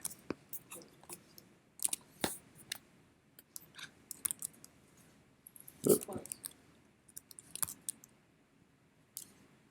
0.2. Ah, cool. So it does that as a string. That's interesting. So it's not it's just the string part of it because you're passing in a string. It says, hey, I found your 1 for you, and there's this string part that's left over, 0.2. It's going to pass it back as a string, not as a float. It's not going to try to do that because integer doesn't know anything about floats. The integer module is like, I don't know about floats. What's this 0.2 thing? But you can imagine you could pass this right into a float parse, right? You could pass the result of this into a float parse and get the second part of it. All right, so here we go. Float parse. Just want to parse to a float. So if I ask float parse on a floaty string, a string representation of a float, what am I going to get here? 34.5, right? And there's nothing left over, right? Because that all kind of works as a float, so it's going to grab the whole thing. So there's nothing that it doesn't understand in here. Float says, yep, this looks like a float to me, so I'm going to give you the whole thing out, and nothing's left over. I'm good to go. Whereas integer's like, I see an integer here. I see this 1, so I'm going to give that back to you. But I don't know about this 0.2 thing, so I'm going to hand that back, and good luck with that. That's up to you. All right, did everybody get that? Any questions? Okay. All right, so I want to parse this, but it has some strings in it. So float parse $1.5 million. What am I going to get right here? What am I going to get back as the first part of the tuple? 1.5. Yep. And it doesn't know anything about $1 million. All right. Let me leave that up. Okay. So I don't want this decimal point. Let's round up. What do you think this is going to be? Ceiling, like ceil means ceiling. Usually in math functions, there's like floor and ceiling, right? That's like round up, round down. Like get the the highest thing, get the lowest thing. What do y'all think this is going to do right here? Since it's a float, what do you think it's going to return to me?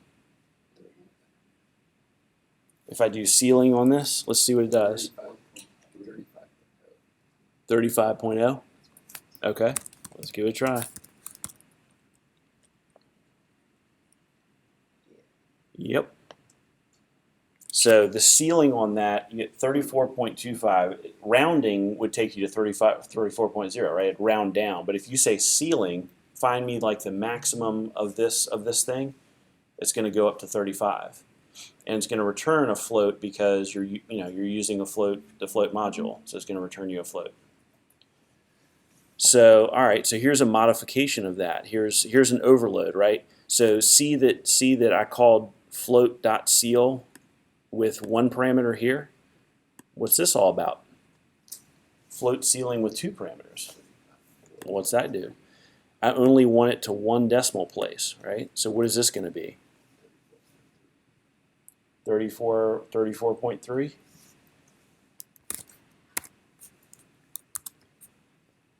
Yep. So it's saying, hey, trim this part, like ignore this part. I don't care about it. Get it to 1 decimal place. So it's a way of controlling, sort of like doing a ceiling and then doing a truncate, essentially, kind of in one move, right? All right, so rounding down is what I need. Remember, if there's a ceiling, there's going to have to be a floor. So what do y'all think this gives back? Float.floor. What's it going to return probably? 99.0? Wait, is it? 99.0. Let's see. Boom. 99.0, right? It's going to return back a float because you're calling, you're using the float module. And floor is basically going to say, hey, I'm at 99, even though I'm almost there, and this would normally round to 100. Like, take me back down to the floor after the decimal place. Yep. All right. So rounding down to 2 decimal places, kind of same deal, right? We had an overload on ceiling that had 2 parameters. We got an overload on floor that has 2 parameters too. What is this going to do? 12.34. Yep. So it's going to say, hey, I don't care about this last decimal place. Give me the floor on this right here. It's going to kind of truncate it out. This basically says, give me 12.340, and then I don't care about the O. All right, so round this number up and down for me. All right, so now we get to round, float round. What is this going to give back? 6.0. Give it a try. Yep. What's this one going to give back? So float round 5.4 gives us what? 5.0. It's going to round down, right? Yep. All right, same thing. All right, there's an overload here. There's 2 parameters. What do y'all think that does? 8.9, right? It rounds it down, and then it doesn't care about the other decimal place. What is this one going to do?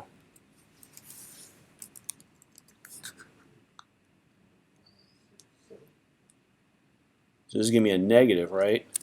Negative 5.56, 7. Yep.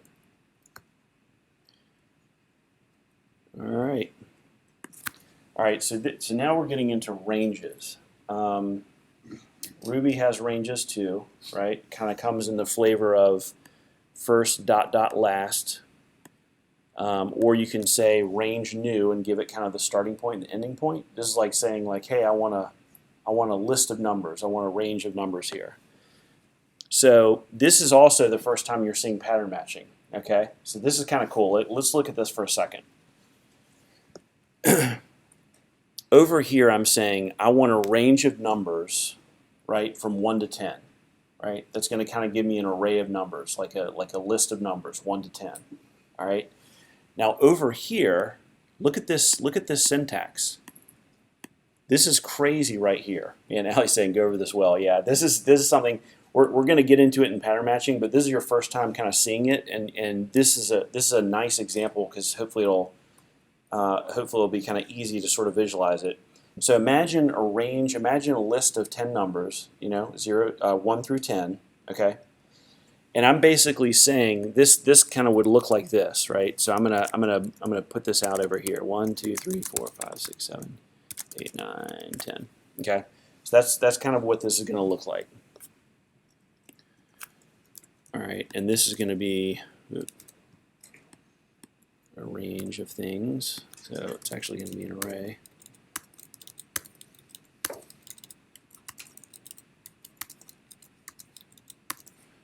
So first ... last.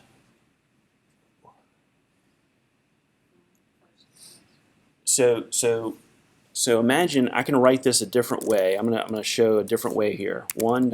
10. Okay. This is another way of saying range.new, and I wish this is what they had put here because it kind of makes sense. All right.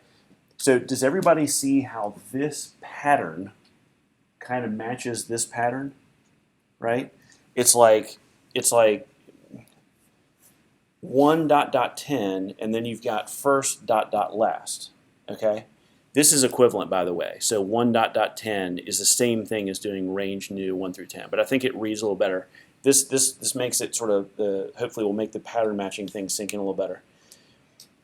the cool thing about Elixir, one of the super coolest things about Elixir, a very, very powerful thing about it, is you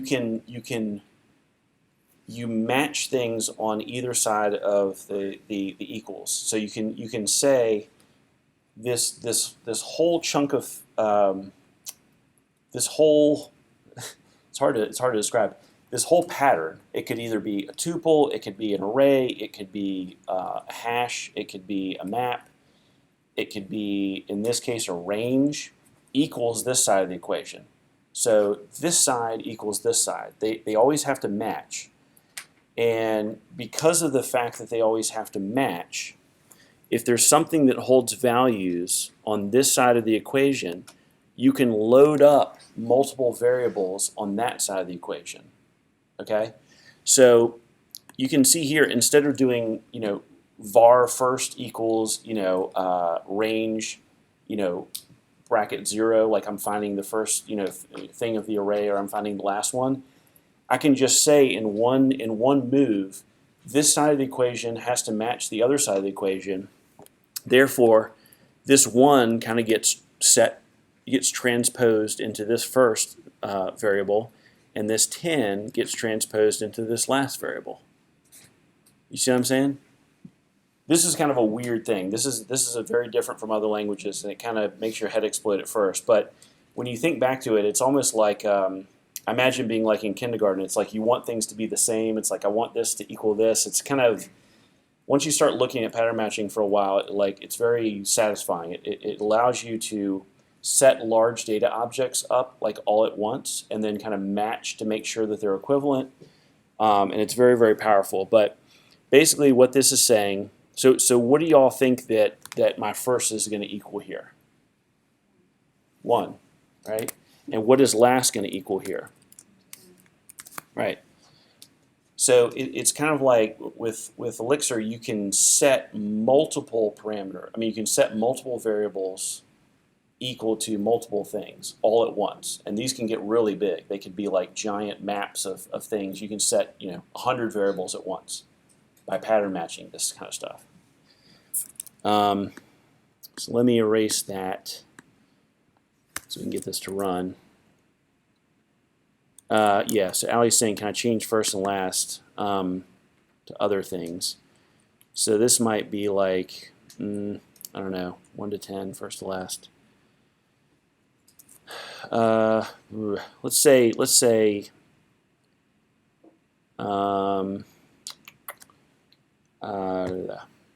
I want all the,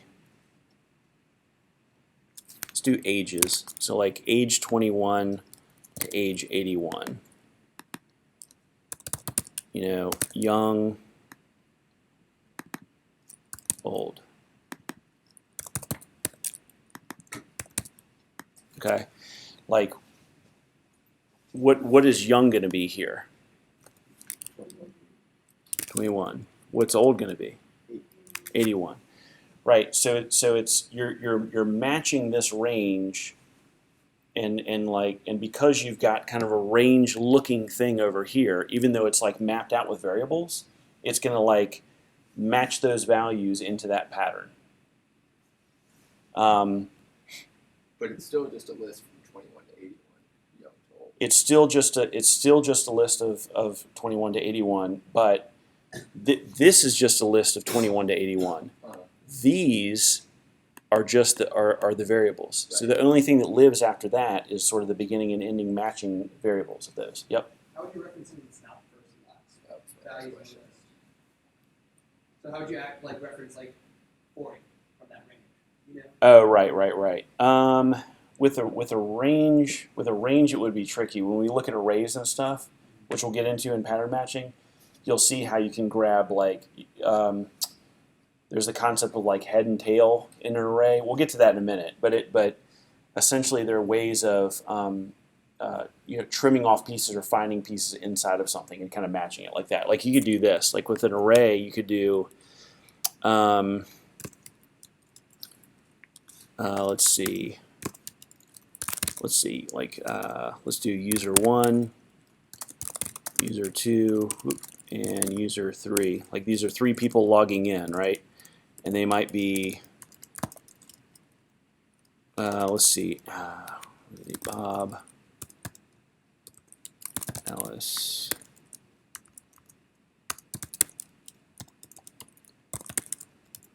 Right? So that's a way of doing pattern matching on an array, right? It's like, here's an array, and here's a matching array with using the same pattern, right? And then user 1 would be Bob, user 2 would be Alice, and user 3 would be James, like in that array format, right? And so it's a way of like loading up a bunch of stuff at once, essentially. Like these patterns have to match. Now this would throw an error, right? Because it doesn't match. Everything has to match, like in pattern matching. It has to be the exact same kind of format. You know what I mean? This would be you can change types up. This is what you remember symbols from Ruby the other day. That's kind of what they look like in Elixir, right? So user 4. So this would be the string Bob. This would be the string Alice. That would be the string James, and that user 4 would be that symbol OK. Right. So let me reverse all this stuff back out. We're definitely going to hit this as we go along. Like this, it won't be the last thing we see of this. Hold on. Yeah, range. What would you use a rate for that? Would you use it like a for loop or something? Yes. So the question was, what would you use a range for?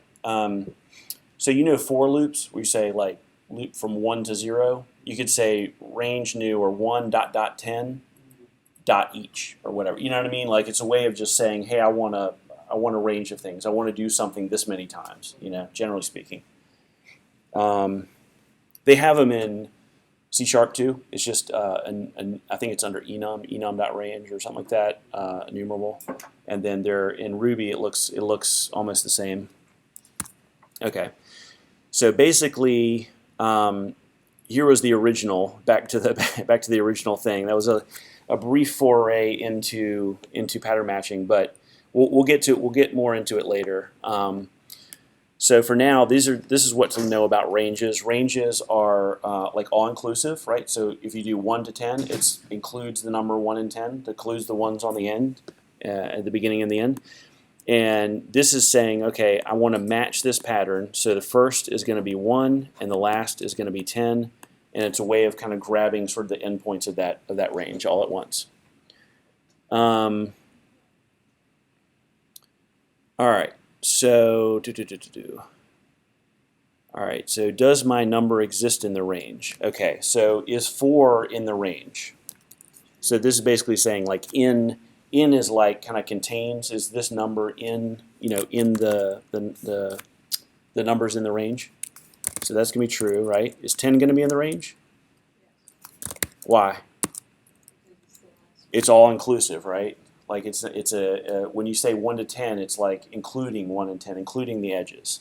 Sometimes ranges in other languages or kind of arrays like that don't include the ones on the end. Is 0 in the range? All right, nope, that's not going to be in there.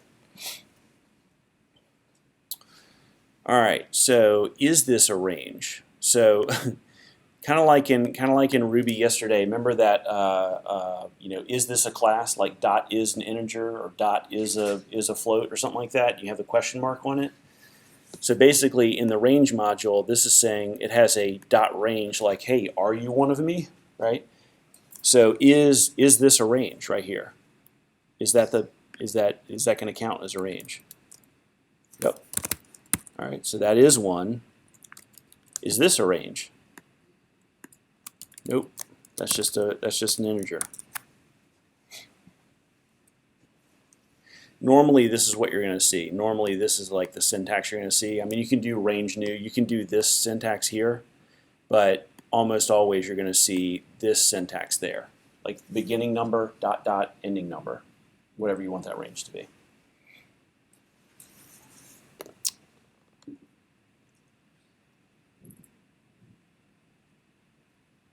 Yeah. So we got a question from Scott in Winston-Salem saying, first last 10 dot dot 1, but he tried putting it in the array pattern there, and it didn't work until he made first and last part of the array. So you're starting to see kind of it has to match the exact sort of pattern of it. Yeah. Yep. All right. So are there any questions on any of the number stuff? Numbers, ranges, all pretty clear. All right. Any questions from Winston-Salem before we move on?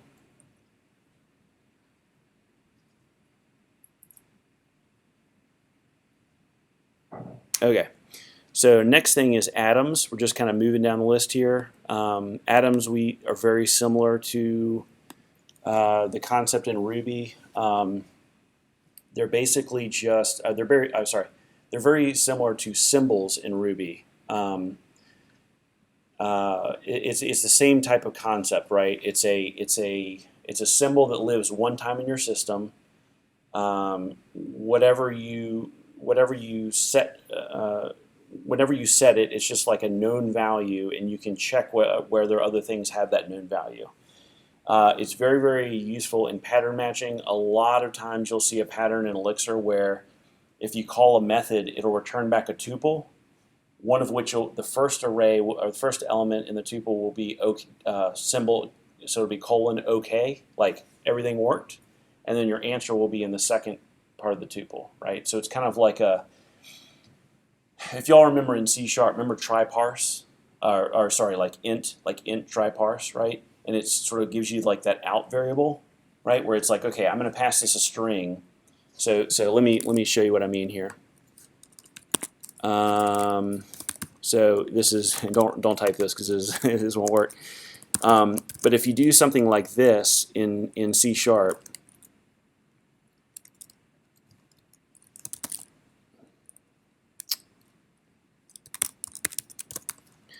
right? And you've got that. Remember, you have that like that out variable. It's kind of doing two things, right? It's returning you the bool. So, did it work? If you think about try parse in C#, you're basically saying when you call it, you're like it's kind of giving you two answers, right? First of all, it's returning a Boolean, so it's like did it work or not? Did it parse or not?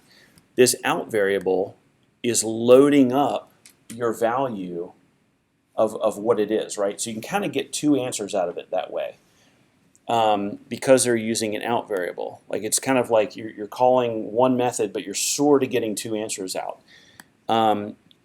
Elixir uses this all over the place, and atoms are usually the thing that gives you kind of like a status message.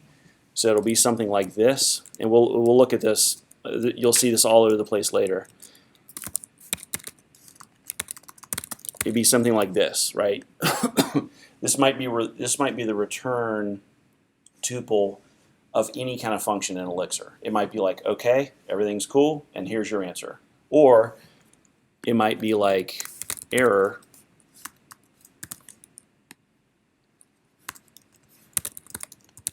and your error's there. Your error message is there, right? You're going to see that pattern all over the place. So when you see this little colon, OK, or error, or whatever, that's an atom, and it means the same thing all over the system. So if you're pattern matching on it, right, you can imagine like pattern matching on something that comes back from a method call, and the first thing you might match is it OK? Does it have an OK symbol here? Well, on that pattern match, you're only looking for things that passed. You might also do another pattern match below it that says colon error. Okay, now here, do all the stuff that the error, if it's the error case, right? So think of like a really complex switch statement, right, in C# or JavaScript. You can do all of that with pattern matching, and it's much cleaner because you can have like here's the patterns that might come out of this function. Now do this other stuff with it, and we'll look at that later. But it's really, really cool. It's very, very powerful. But I digress. You'll find Allie chiming in about pattern matching and me talking about it, like kind of going off on tangents because it's one of the things that makes Elixir very unique. All right, so back to atoms though. All right, atoms are constants where their name is their own value, right? So think of it like a constant string, a string that never changes. It's kind of has its own value. So atom equals human. So they're putting this atom in a variable called atom, and they're saying atom equals human. I don't like they're using atom here because it sounds close to atom. But that's all it is. Like these things match each other, right? You can an atom is always going to match its equivalent, which is the same thing. It's like it's like a constant. Think of it as like a constant string. It's surprising to find out that Booleans are atoms. So remember we talked about in Ruby, everything's an object, like everything's an object. Okay, well, there are certain things in Elixir that are atoms. Booleans being one of them. So is atom, that another built-in function, right? It's just checking the type. Is this an atom true? So is the keyword true an atom? Yes, it is. Is Boolean false? Is false a Boolean? Yep, sure is. So that's kind of weird. So true is an atom and false is a Boolean, and true is also a Boolean and false is also an atom. Yeah. So they're both atoms and Booleans at the same time. It's weird. So true. So if they're atoms, what do you think the atom representation of true is?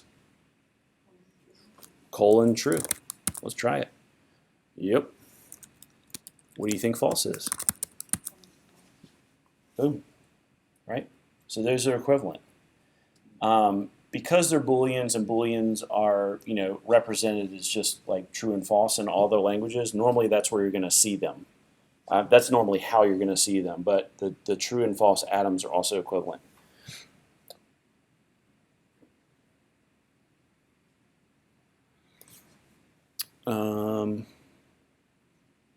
Okay. All right. So, like Booleans, the nil value is also an atom, right? So, like in Ruby, nil is an object and has all kinds of methods on it. Nil in Elixir is also an atom. So, is atom nil? Yep. And what do you think the atom representation of nil is? Colon nil, right? Same thing. It's just an atom underneath the covers. The way that it works is Booleans and nil are atoms. It's checking kind of those special cases. What you'll see all over Elixir is okay, error, different things like that. Kind of ways of signaling meaning that exist all over the system, and consistent ways of pattern matching. So you'll see certain atoms that are used for pattern matching. Usually okay is a big one.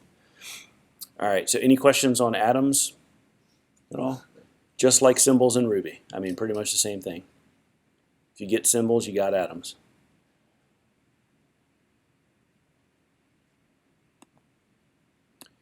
All right, so we're going to switch over to tuples here. We've seen these a little bit, but the first thing it wants to tell you is, hey, tuples can contain different things, right?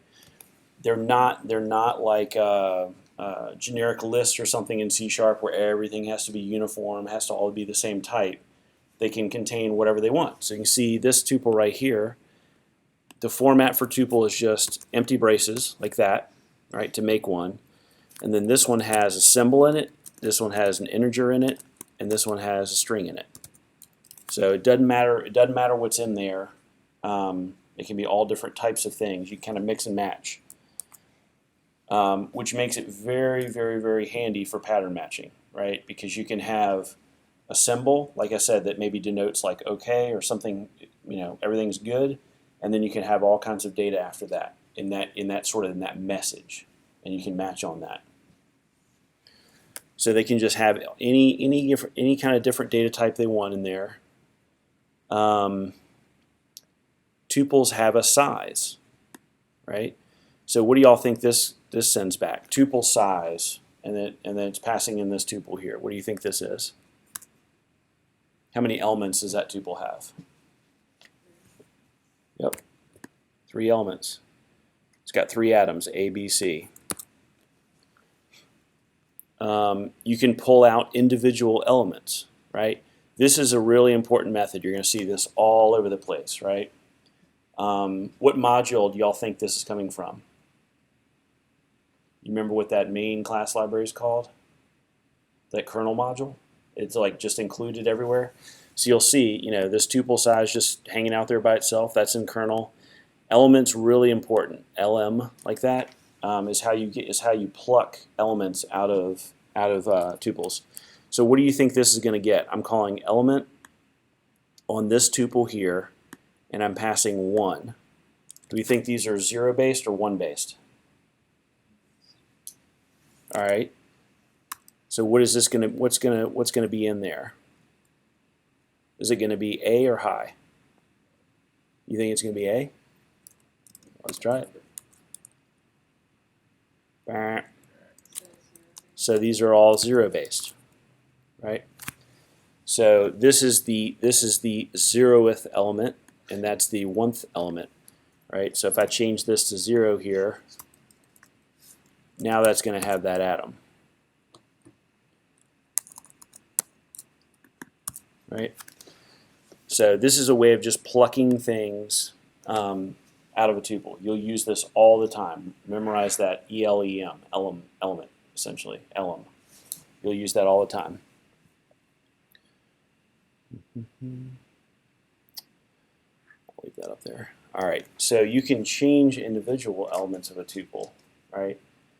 I think a tuple is similar to kind of maps in Ruby, or similar to hashes in Ruby, but without the intrinsic, accessor. They're just sort of values kind of put in a bucket.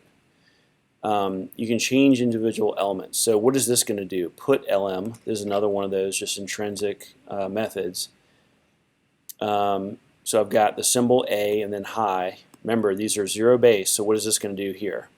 What's this going to return?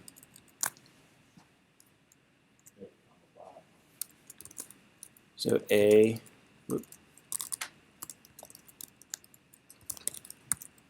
A comma by, right? A new tuple. So, and remember, this isn't changing. This isn't changing this tuple. This is taking this first tuple in, right? This put element is taking this in and creating a new tuple, replacing that second element, right? Because it's 0 base. That first element is going to be the second element in there. Number 1 is going to be the second element in there. So this isn't changing that first one. It's creating a second copy of it, right? Because everything's immutable in Elixir. This one would kind of go away over time, right? This is sort of the brand new one that it makes. Yeah, whenever the garbage collector kind of runs, and sort of if you have a variable and you kind of call a method on it, and it returns a new tuple, that old one just gets. It's not needed anymore. It'll get garbage collected. It'll kind of go away. Yeah. And like you can't, once you run that put element, there's no, even if it hasn't been garbage collected, you can't get to it anyway. So so the question was, once you call put element, you couldn't kind of get to this. Well, because this isn't a variable, you couldn't get to it anyway. But even if that was in a variable, once that variable falls out of scope, so once it's not used anymore, wherever that variable is declared, once that scope is gone, it's gone. Yeah, just like the scoping is similar to other languages, right? If you're inside of a function and you're declaring a variable, once that function is gone, that variable can get garbage collected. It's out of scope. Only the thing that's returning from that function kind of lives on and can be used by other things. Yep. Why don't we actually, let's see, how close are we to? Yeah. Why don't we finish this up and then we'll take a little bit of a break. Finish up tuples before we get into lists, because that starts getting crazy. Let's finish up tuples real quick, and then we'll take a little bit of a break and work on this a little bit more till lunch. All right, so you can simply extend a tuple with new stuff, right? So here we changed out an element. We said, okay, let's put by in here instead of high. Here we're going to actually insert a new thing. So what is this going to be? Insert at and this is going to take three parameters. So it's going to take the original tuple, the index where it wants to insert it, and new thing. So what is this going to give me right here? Anybody know? A new thing.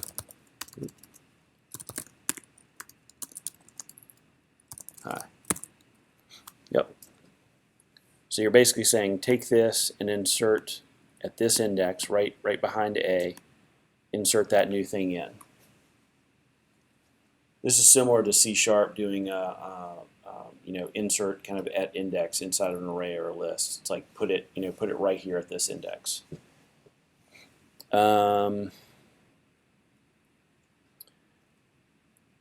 Okay, so add things to the end. So tuple append is basically, instead of inserting at a certain spot, it's just going to say, hey, throw this on the end. So what is this going to give me here? Huey, Dewey, and then it's just going to throw this string on the end. Dewey. So it's just taking that original one. Append just means throw it on the end of it. Give me a new one. Give me a new tuple coming out. So instead of a tuple with 2 items, you're going to have 3 when it comes out. Or remove them. So this is kind of the reverse. And delete at is kind of like insert at. You give it an index. So what is this going to give me here? This is awesome. All right. So that's how you pull stuff out, how you put things in, how you append on the end, and how you pull things out of a tuple. You'll use these all the time. Turn it into a list in case you need it. And we're going to be talking about lists next after break. So calling toList, tuple toList, basically takes all the elements of a tuple and turns it into an array or a list. So basically, all of these atoms are just going to be the elements of the array, or the list rather.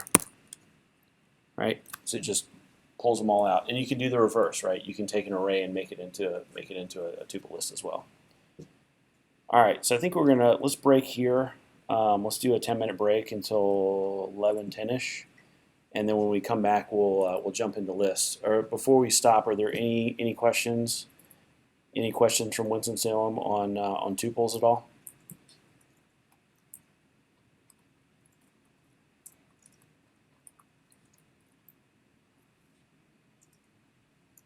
Okay.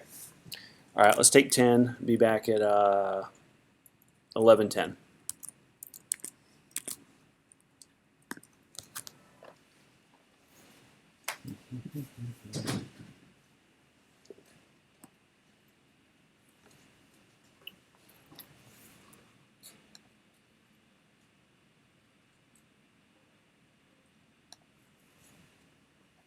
All right.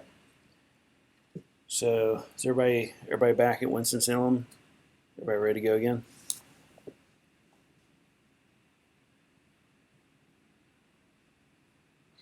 Somebody give me a shout if you're ready.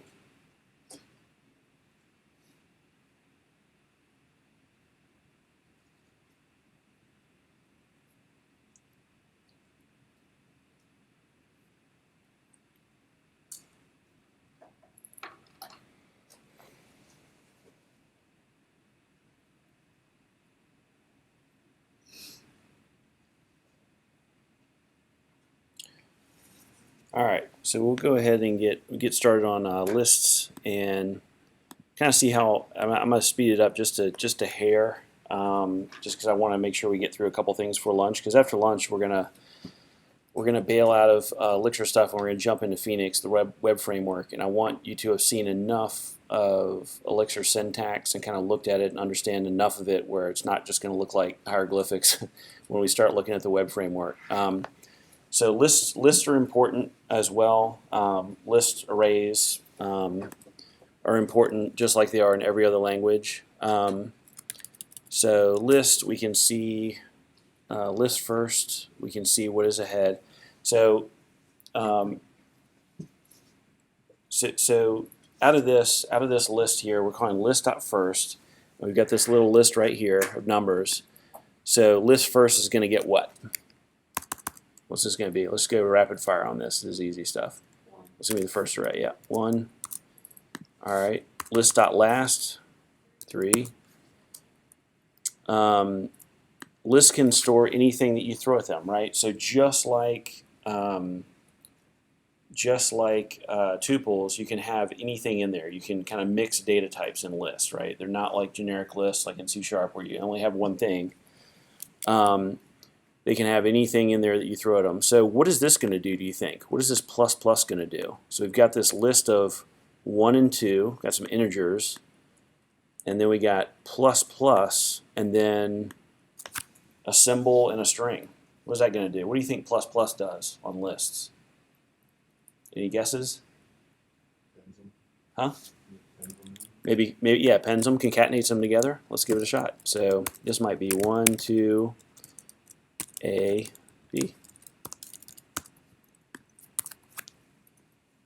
Right? So take this list, add another list to it. Append those things onto the list and kind of make it a single one, right? It's like almost like string concatenation, but for lists. Smush them together, make a new list out of it, right? What do you think this does? Minus minus. 1, 2, 3. Got a list of 3 elements. Minus minus 3. That probably gives me 1 and 2, right? Chop this list out of this other list. That's kind of cool. You know, what if I said 2 and 3 here, right? Might give me just a list of 1, just a remaining list of 1 there. So that's kind of cool, right? Being able to subtract a list out of another list, kind of handy. All right, list delete. This probably does the same type of thing, right? Except you're looking for a certain element, right? So you've got a starting list, 3 different atoms in here, A, B, C, and I want to say, okay, delete B, and that'll leave me with A and C. You know, chop that out, chop that particular piece out, that particular value. That's kind of nice. Pull something out of the middle of the list. All right, so delete at, and I pass in a number. What's that number probably? Probably the index, right? Index where I want to chop it out. So we've got A, B, and remember, zero-based index, so we got A, B, and it wants me to chop out C there. So it's going to pull that off.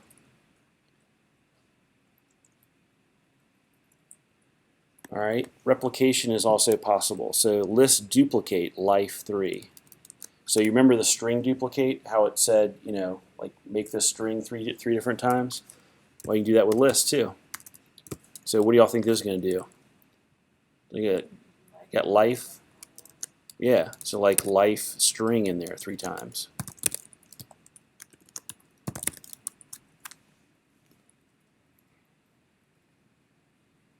All right.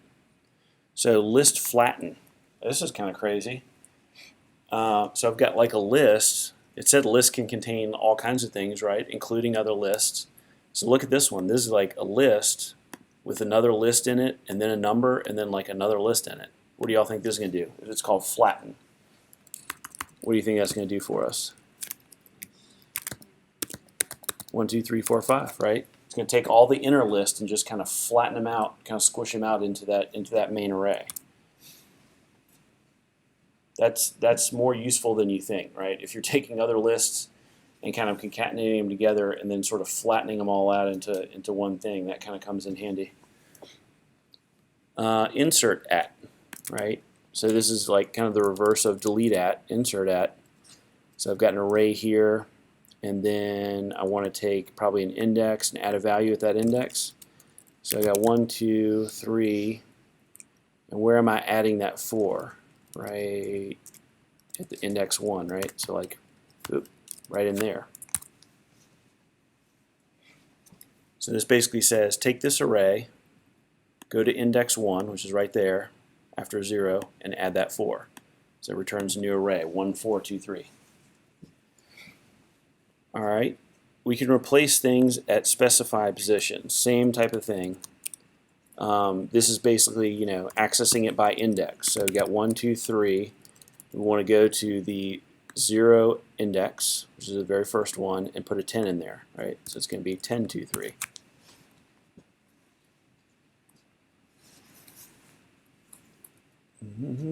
When a replacement cannot be found, the list remains the same. That's kind of cool. So it doesn't really throw an error. It just says, okay, I've got 1, 2, 3. I'm trying to access something at the 10th element, right, and add a 0 in there. Well, in C#, this will blow up, right? C# would be like, index 10, you're outside the bounds of the array. Bah, throw an exception. In this case, it just says, whoop, okay, it's not there. I'm not finding this. No problem. I just want to add it in. That's kind of good or bad depending on your take of things. Order is bound by nature's laws. Okay, I don't even know what that means. Insert at. Okay, so this might blow up though, right? So if I'm trying to insert something at the 10th element in an array, this got 1, 2, 3, and I'm trying to insert this 4 here at the 10th element, that might not work, right?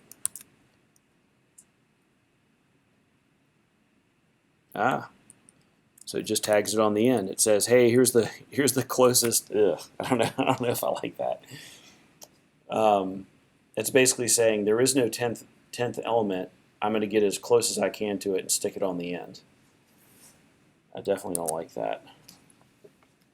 Might rather have an error there.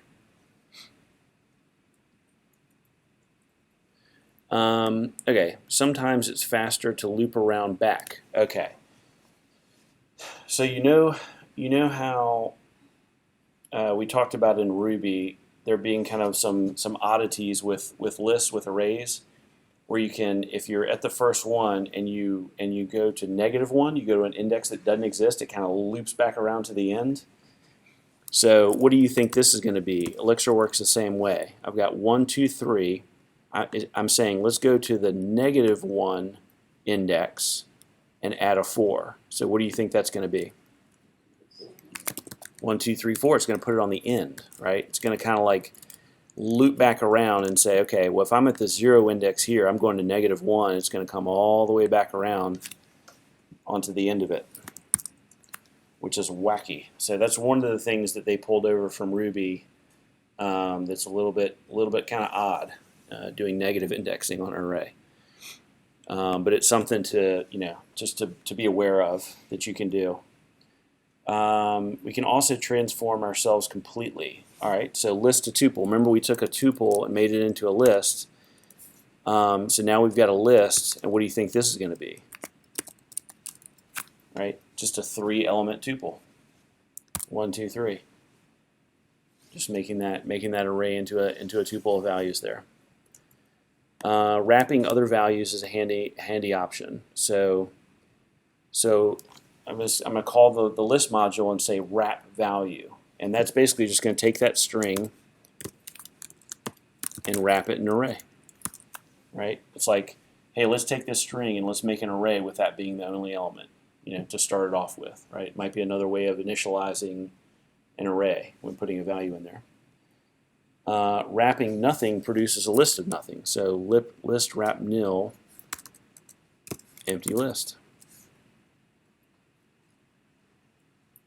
That's interesting. You would think since it's an atom, it would be in there. Yep, but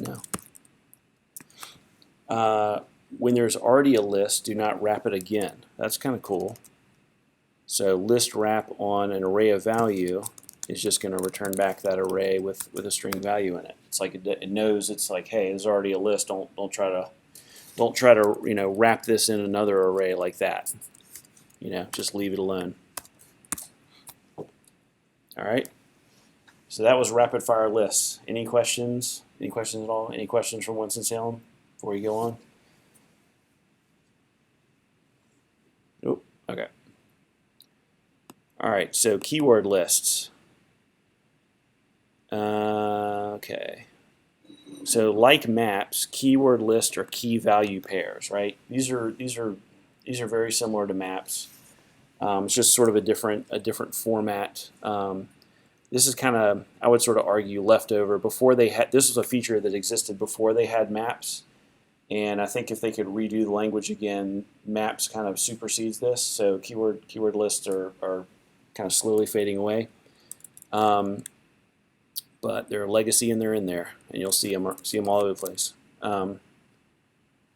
Skip these and go to maps. I'll run through them real quick. I don't think they're very long. Yeah, it's just a couple things in here.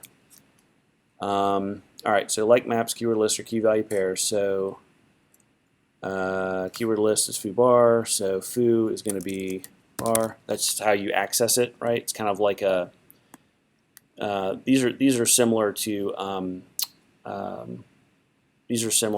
hashes in Ruby. So it's basically like if I've got foo and bar, and I say keyword list foo, it's going to give me bar. Keys may be repeated, but only first is accessed. That's interesting. So usually in a keyword list, they're kind of unique, right? A sort of a dictionary type thing. You can only have one. So in this one, we've got two foos, but only the first one is returned. So that one's going to say bar. It's not going to. You're not going to really be able to access Baz and by calling it by name, which is kind of weird. You can access the values of repeating key. So I'm rolling through keyword lists pretty quickly because they're not as important as maps, and we definitely want to get to maps before lunch. You can access the values of repeating key. So let's see. All right, so this is saying get values, right? This is going to get bar 1, Baz. This is going to get all the things that have this key foo, right? So it's going to get bar and Baz. So the last one of that is going to be Baz. Why does bar not require array and an asset keyword? Let's see.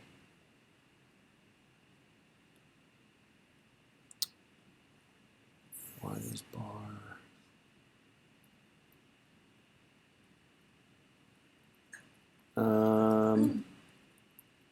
Insert KW. Not really sure. Hey, Dave, can you tell me which one, which koan? For the first two answers. Okay. Why don't you have to put the bar in the brackets Oh. Why does it not have to be like that, like an array? Because it's a value. It's a string array. So basically, this is a string, and this is kind of the accessor. So keyword, and you're kind of accessing it by the symbol. This is kind of reversed here. This is sort of weird. So it's like this is kind of the way that you access these are symbols that relate to kind of the keys here. So this is basically saying keyword list with the foo symbol, which maps to this, and then grab me the value out. So that's just a string. So when I access it that way, it's just going to be like a string value there. Same thing down here, yeah.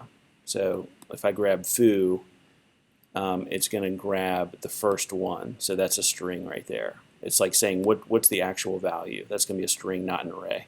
Yep. Okay, so keyword lists are just a special syntax for list of two-element tuples. So it's just another word. This is just like what they call syntactic sugar, which is just a way of like when there's one feature in a language and then they kind of make a prettier version in it and they make it kind of like easier to look at. It's called syntactic sugar.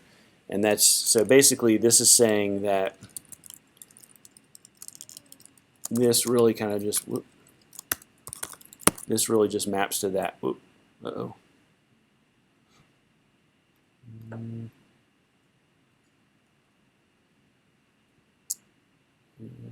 That's right. And it's blowing up there. Is it the same version? Keyword list.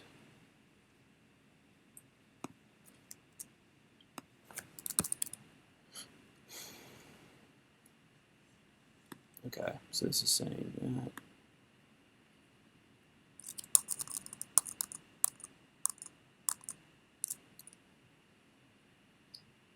Not really sure. An array of two-element tables. Huh. Well, I'm gonna look in the. I'm gonna cheat. Keyword lists. Ah, interesting. Multiple of foo bar. That's weird.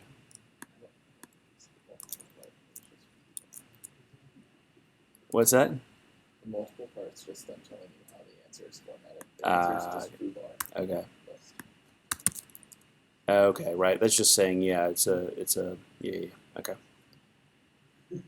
Oh, it's still broken. You've got the colon on the wrong spot. Hold on.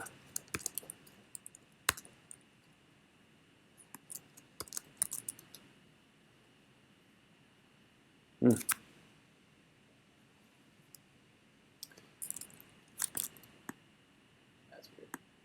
Yeah. Yeah. Answers. Yeah, like that answer's not working. Well, I'll tell you what. I know an easy way to I know an easy way to get past it. Bam. Whoop. Take that. What? I got you. Put a comma after his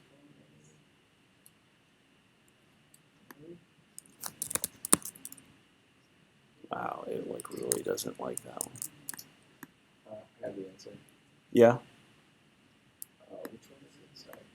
Keyword list or just special? Yeah, it's square bracket, curly bracket, colon foo, comma, bar string. Colon foo. Bar string, right? Yeah. Yeah, it's not working. Well, that's what I have written here, and it let me do it. Wow. Yeah, That, it's letting me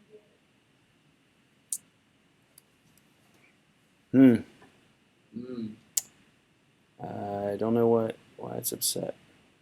Oh, sorry. I think it's failing. Yeah, I think it's failing further down here because this is like assert raise R. Yeah, it's complaining about this one. Sorry about that.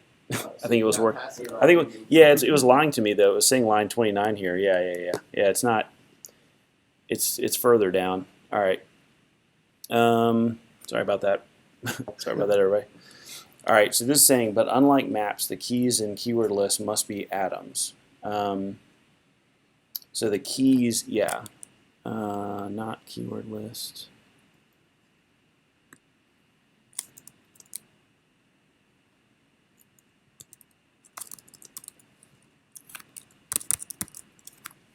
Okay. So if I give it something other than an atom, it's going to complain. You have to look up everything. The keys that you're going to look up something in a keyword list has to be an atom. So if I gave it a string or an integer or whatever, that's what it wanted me to do here was throw this, make sure that an argument error was raised there. All right, so that's keyword lists. Maps are kind of the real deal. So we'll jump into that. These are important. This is kind of where you're gonna store kind of your data, your sort of your structured data. That think of these as similar to, but these are not classes, but think of these as like an anonymous object with different properties, right, in it. So it's a way of storing sort of structured data by property name, similar to anonymous objects really in C#. So this is what one looks like. So you've got person and then like this little percent, and this part of it right here should look very familiar, right? That's almost like JavaScript. That's almost like an object in JavaScript. Okay, so maps represent structured data like a person. So first name, last name, age. Y'all have seen a person class before, a person object. So here we're saying assert person equals first name. This is just saying show me the structure of it. Add that name in. Fetching a value returns a tuple with OK when it exists. So you remember we were talking just a minute ago about tuples being a very, very common a very very common data structure that's passed back from an Elixir method from an Elixir function. A lot of times you're going to have a tuple and it's going to have like OK or message as an atom, and then if it's OK, it'll have your answer. If you have an error, it's going to have your error message in it, right? So because it successfully fetched Because age from that right. So to the function because itself. age exists here, right? We're probably going to get back an OK, and then what's the age of the person, 27. right? So let me make sure this works before I. There we go. Okay, so basically you're saying map module, right? Fetch takes in a map and fetch me the property that I want. The atom, and you see here, this is also accessed by atom, right? Even though this is age up here, it's kind of like a keyword list. You access it with the atom of that sort of that property essentially, and it's going to pass back. Okay, I found it. You're all good to go, and here's your answer. Okay. Now, when you're pattern matching in Elixir, this is going to be a very very familiar pattern, right? So here you might say, you might set this to a variable and say, answer equals map fetch, blah, blah, blah. You might say, answer equals map fetch, whatever. And then you may say, match this on OK with the answer, or so you might say something like this.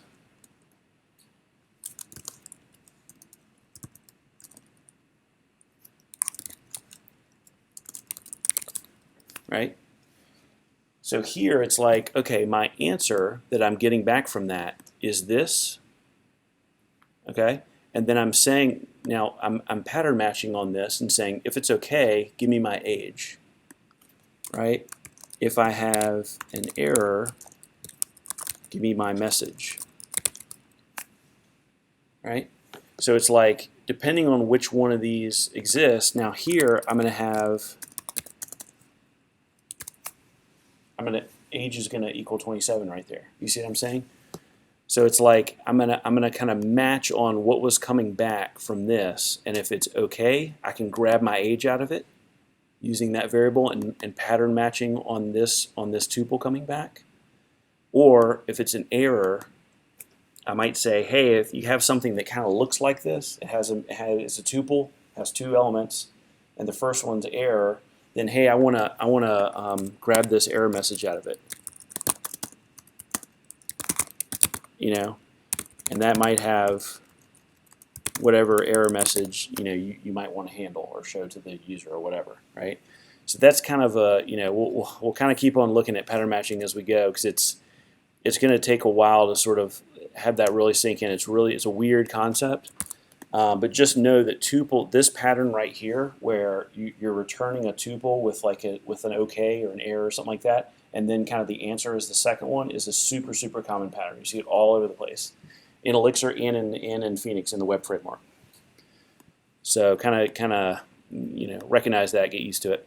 So if you wanted to print just 27, say, how would you get to the 27 from inside the tuple? Right. So the answer is, so the question was, how do you, like, if you wanted 27, how would you get at that?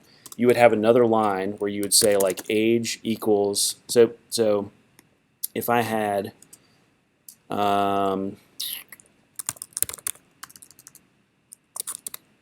so answer is going to equal that, Yeah. and then I would do this. Sorry. Age equals, sorry. So if I had my answer, and I would do okay, age equals answer, and then here age would equal 27, right? So it's like I'm going to fetch that out and grab that answer, put that sort of the return into that answer variable.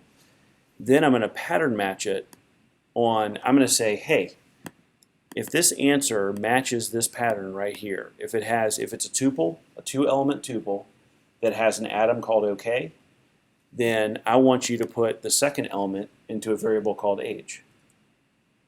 Isn't that wicked? I know it's hard to sort of like to wrap your head around that. But it's like here's a variable and here's a variable, but this is like a variable that's part of a pattern. You know what I mean?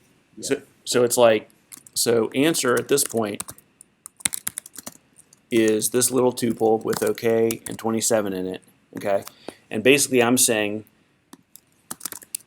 let me copy this down. So this is what answer's got in it right now, right? And you see how this matches that, and how 27 kind of lines up with where age is right there. It's like, okay, this matches, and age matches 27, so therefore age is 27. So I don't need to drag this out, but why Yeah. are they doing that? Pattern matching is ridiculously powerful, and you'll see kind of the further you get into Elixir, kind of why that makes sense. It gets rid of lots of if statements. It gets rid of lots of switch statements. It's a way of sort of saying match these two things together and like load a lot of variables up with it, or match these cases and then run another function if these things match. Okay. It's very, very powerful. It gets rid of a lot of other language constructs, and it makes things very, very terse, and it cleans things up. Like imagine if you could get rid of all if-else statements and all switch statements, Sounds just with one kind of very easy to read sort of pattern matching thing. And you can.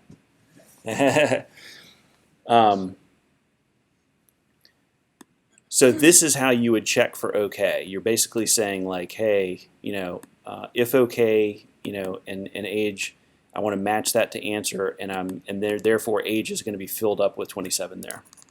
So, and we'll take a look at it. There's a whole thing in the koans here on pattern matching. But we're kind of jumping into it as we go, because wherever a good opportunity presents itself, because it's so prevalent, and it's hard to get. You kind of have to see it a lot of times before it's like, oh, okay. It took me like days and days to really understand pattern matching. It was like I was like fighting it the whole time. All right, so the atom error, let's see, or the atom error when it doesn't. Okay, so this is basically saying when map finds, and let's look at age again. All right, so when I'm looking at this person object, and I'm doing a fetch, and I'm fetching age, when it finds it, it's going to say, yep, I'm okay, and it's going to give you the answer. Here it's saying, okay, what happens? So see, this is saying fetch on person. I'm looking for family. Well, there's no family in here, right? First name, last name, and age. There is no family. So it's not going to find it. So, or the atom error where it doesn't, right? So this is where it's going to say, it's not okay. I got an error.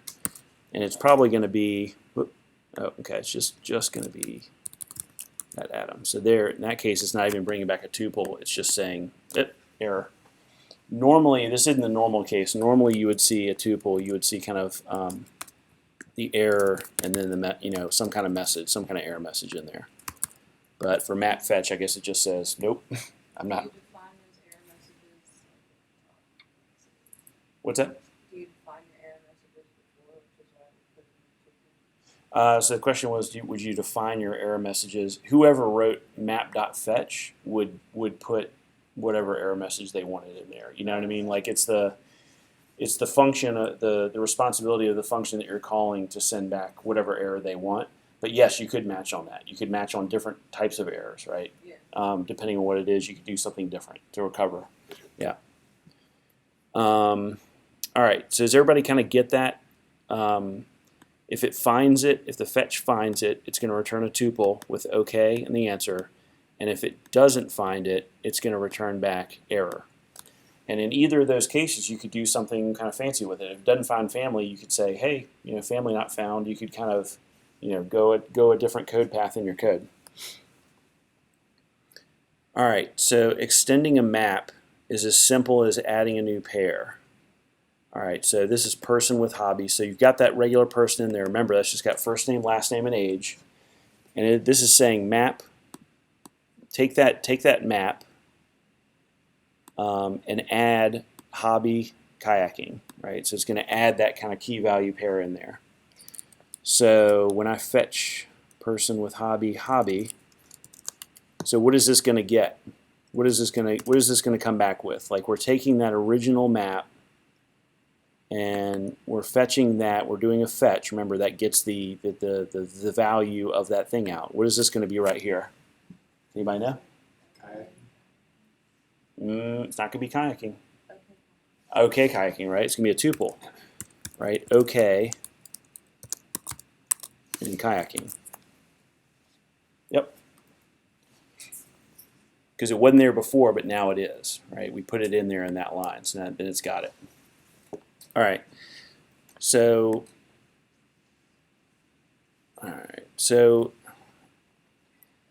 we can overwrite existing values, right? So they already had an age in there. So map.put is a way of like overriding what was already in there, changing the value essentially. So we've got an older person. We're changing it from 27 to 37. And so if I do a fetch on older person for age, what do I get? Okay, and 37, because we already changed it out. Yep. Or you can use, remember that term I just used, syntactic sugar, or you can use some syntactic sugar for existing elements. Again, that's just a way of, instead of calling this whole like map.put thing, this whole other thing, it's like, hey, you know what? Just grab your map right here and use this little pipe operator and set the age. It's like, that's cool. It's kind of a little shortcut, right? It's like I don't want to type out map.put. It's like, is there an easier way? Sure is. So that's the way you can that's the shortcut for updating things. Does the exact same thing as this. I think it's the exact same. It may do something different if it doesn't exist, but let's see what it does here. So this should be okay and 16, right? So these things are equivalent. This little line right here is the same as calling map.put on line 30.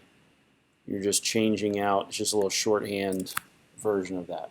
It's like, hey, take this map and update that field with this value. And you're not really updating it, you're changing it and then returning back a new map. Remember, there's no mutation even on maps. All right, so can remove pairs by key.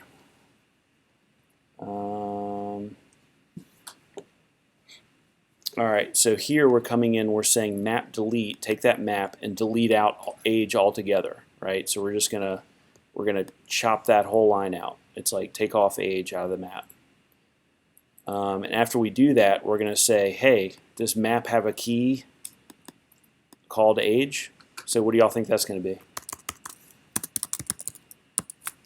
It's not gonna have it anymore. So has key with a question mark, remember, just like in Ruby, it's like, whenever there's something with a question mark, it's asking a question, it's going to be like, is this true or false? So Scott's asking, what are the circumstances that dictate colon placement on atoms? Atom versus atom. Okay, the first one, let me type this up here. So he's saying atom versus atom. This is an atom. Right? This first one, the colon and then the atom name, that's an atom. This isn't an atom. This is a key. This is a keyword list. Think of it almost like an indexer. This is the keyword key. So the second version is the keyword key, and you would have a value there. Colon in front is the actual atom. This one's a keyword key. All right. Okay, so you can also merge maps together. So you've got this map, real simple one with first name John and then last name Snow. And this is going to equal a map with both of those. So it's going to be like first name John, comma, last name Snow.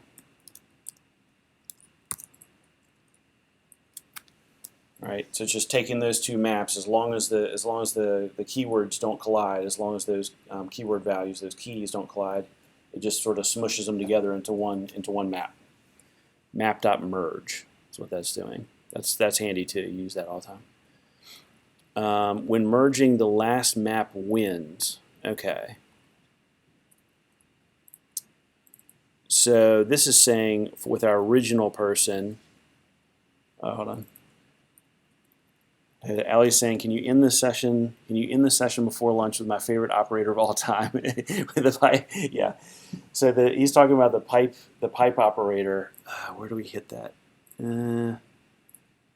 Yeah, I'll show an example of that. I'll show an example of that, whether we get to it in here or not. Yeah, the pipe operator is super awesome. So the pipe operator, which looks like this, basically is a way of chaining functions together. So just in pseudocode, I'll call function, function2, whatever. We'll look at this in more detail later, but it's a cool way of basically, because in Elixir everything's data in, data out, right? It's like you're passing a parameter to a function, and you're getting a value back. You can chain the output of one function into the first parameter of the next function, right? Which gets really handy. It's something called currying. It's a technique in functional programming where you take the output of one function and you curry it into you pass it into the first parameter of the next function. So you can like chain stuff together. You can imagine it's like parse CSV file, take the value of that as a string, parse that into a cleanup strings function, take that, parse it into a save to database function. So your programs can actually just like look like this. And I know these are contrived, and I'll do a better example. I'm probably Alex probably shaking his head like, oh, these are all contrived, but it ends up looking like this. You can have an entire program, and we'll look at one. Actually, I'll look at a really great example.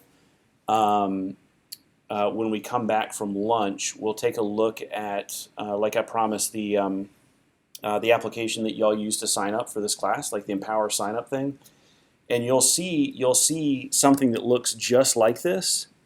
When you type in your first name, last name, email, and say submit, I'd like to apply, you'll see where it takes the parameters of that, processes it, adds it to a database, sends an email, and then sends back like a thank you, like all in one little chunk of code like this. It's really cool. So we'll take a look at that. It's called the pipe operator, and it's just a way of piping the output of one function into the first parameter of the next function. Super, super handy. You can do it in some of the examples in this maps koan. Yeah. Oh yeah, can I? I'll see if I can. I'll try to bend it before noon. Let's see. Map set structs. I'm trying to think of where it might get into it in functions or something later, but yeah, we'll definitely take a look at that. If we don't have a great example before lunch, we'll look at it after. Let's see, map merge. It's one of the things that makes Elixir awesome, the pipe function. We'll spend a lot of time on it this afternoon. Let's see. Okay, so here we're taking the original person, merging that in, merging in last name, and fetching last name. So basically, we're going to get OK and this new Berethian. So that takes precedence. Basically, if you merge something that already has a certain property, the last one in wins. So that one's going to kind of overwrite the original person's last name. All right, so this is the last one. So map take, you can subselect submaps out of a larger map. Okay, so this is cool. You can also do this with pattern matching, which I would kind of recommend. But you can say, all right, take a map of person, and I'm sending in an array of the things that I want, right? And I'm not sure what this. I don't know what this returns. So it might return just an array of the values, probably. So what's first name and last name on this? John Snow. I bet you it's something like this. Let's see. Whoop. Nope. Okay, it's a map. I'm gonna steal the answer. So basically, it's saying, map take. Okay, yeah. So I want to create a new map. Grab me these elements. So it's going to create a new map for you with just those two elements. Yeah. New map, not array. Yeah. So map take is going to create you a new, like a submap essentially. If you want a map with just a few different elements in it, that's how you would get it. Okay. Map sets. Let's see what's in map sets here. See how much time we have to. Wish there was an easy way to sort of skip over some stuff. Structs are important. Sigils. This is kind of string mapping. Let's actually just kind of look. Let's just kind of look through some of these things. I'll just sort of briefly. Y'all can do these later and during lunch. I would definitely recommend you kind of walk through all these components. But let's take a look at some things and just just sort of say what they are. These are all sigils. These are just different ways of dealing with strings. You can use regular expressions. You can do different kinds of interpolation. You can do what's called word lists, where it's like, hey, grab me kind of a list out of these things. These are just shortcuts with dealing with and manipulating strings. Pattern matching, I highly recommend doing this. This is going to bend your brain a little bit later when you go through this. This pattern right here is super important. This is kind of this is how to work with lists, right? So there's the head of the list and the tail of the list. So this pattern right here, this is another really important pattern matching thing dealing with lists, where you've got the head and the tail of the list. So it would look like this.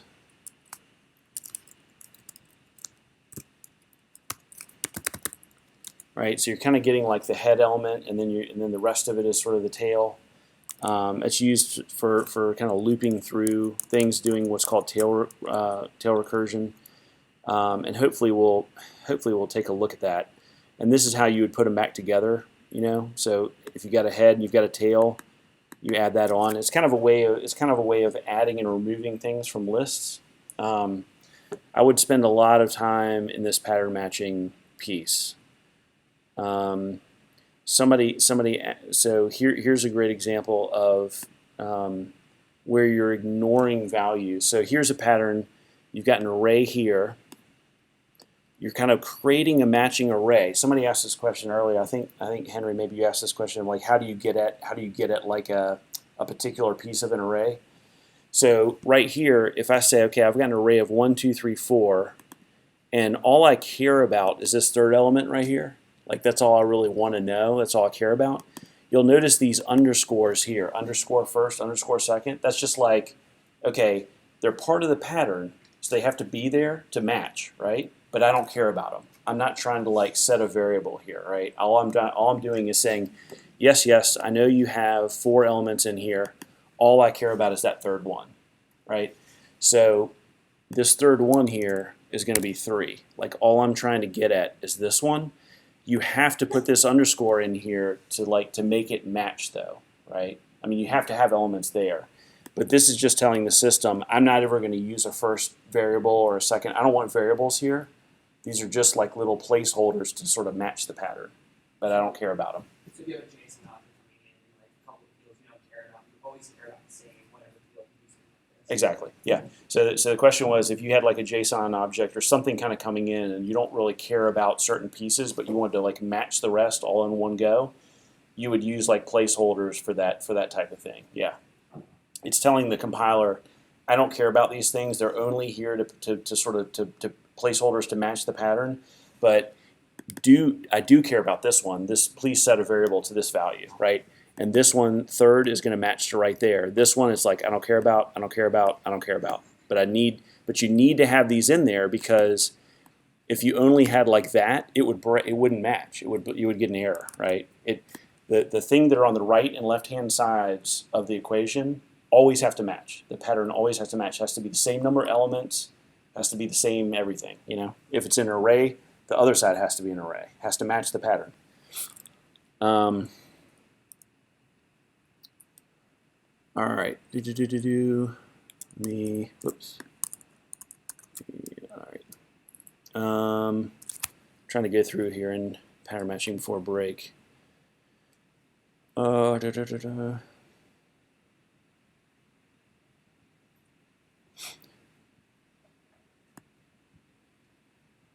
So in that pattern match right there, maps. Well, okay.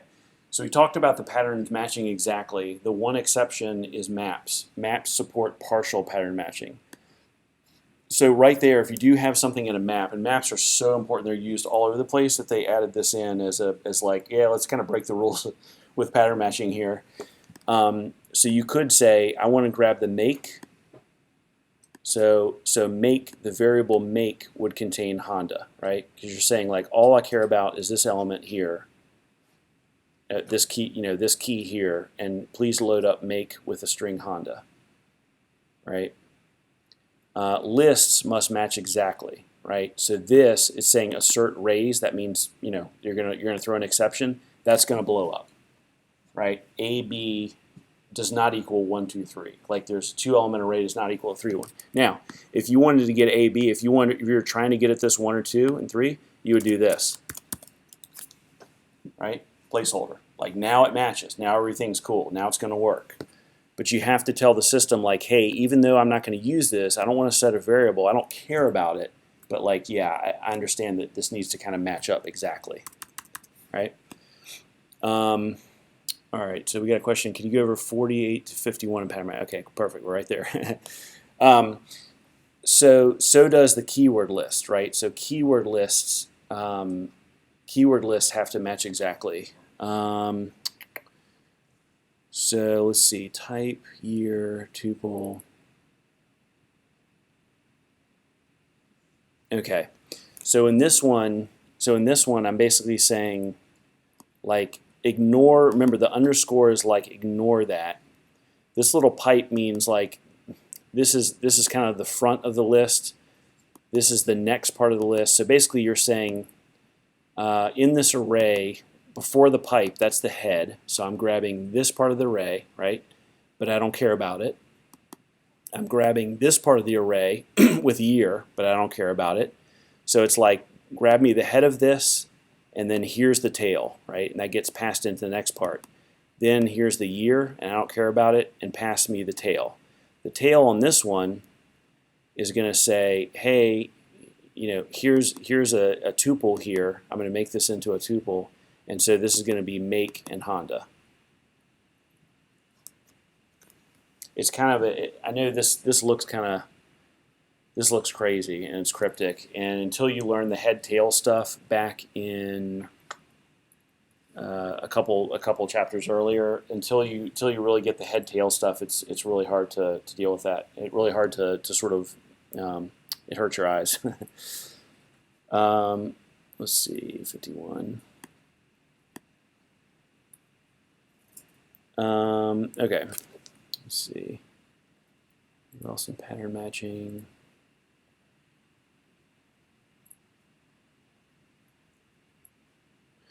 Okay, so you can give it two things and say, do these match, right? Like given two patterns, does this thing match up? It's just a way of, like, I guess, checking it to see if it does. Realistically, like you always want it to match, otherwise you're going to throw an error. Not really sure where you would use that. Let's see. Make noise, type.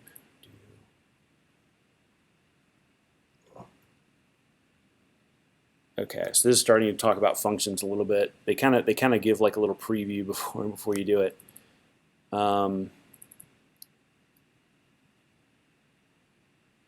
Okay, so this is like a very, very shorthand. This is cool. This is a part of Elixir that's like a pattern matching to do functions.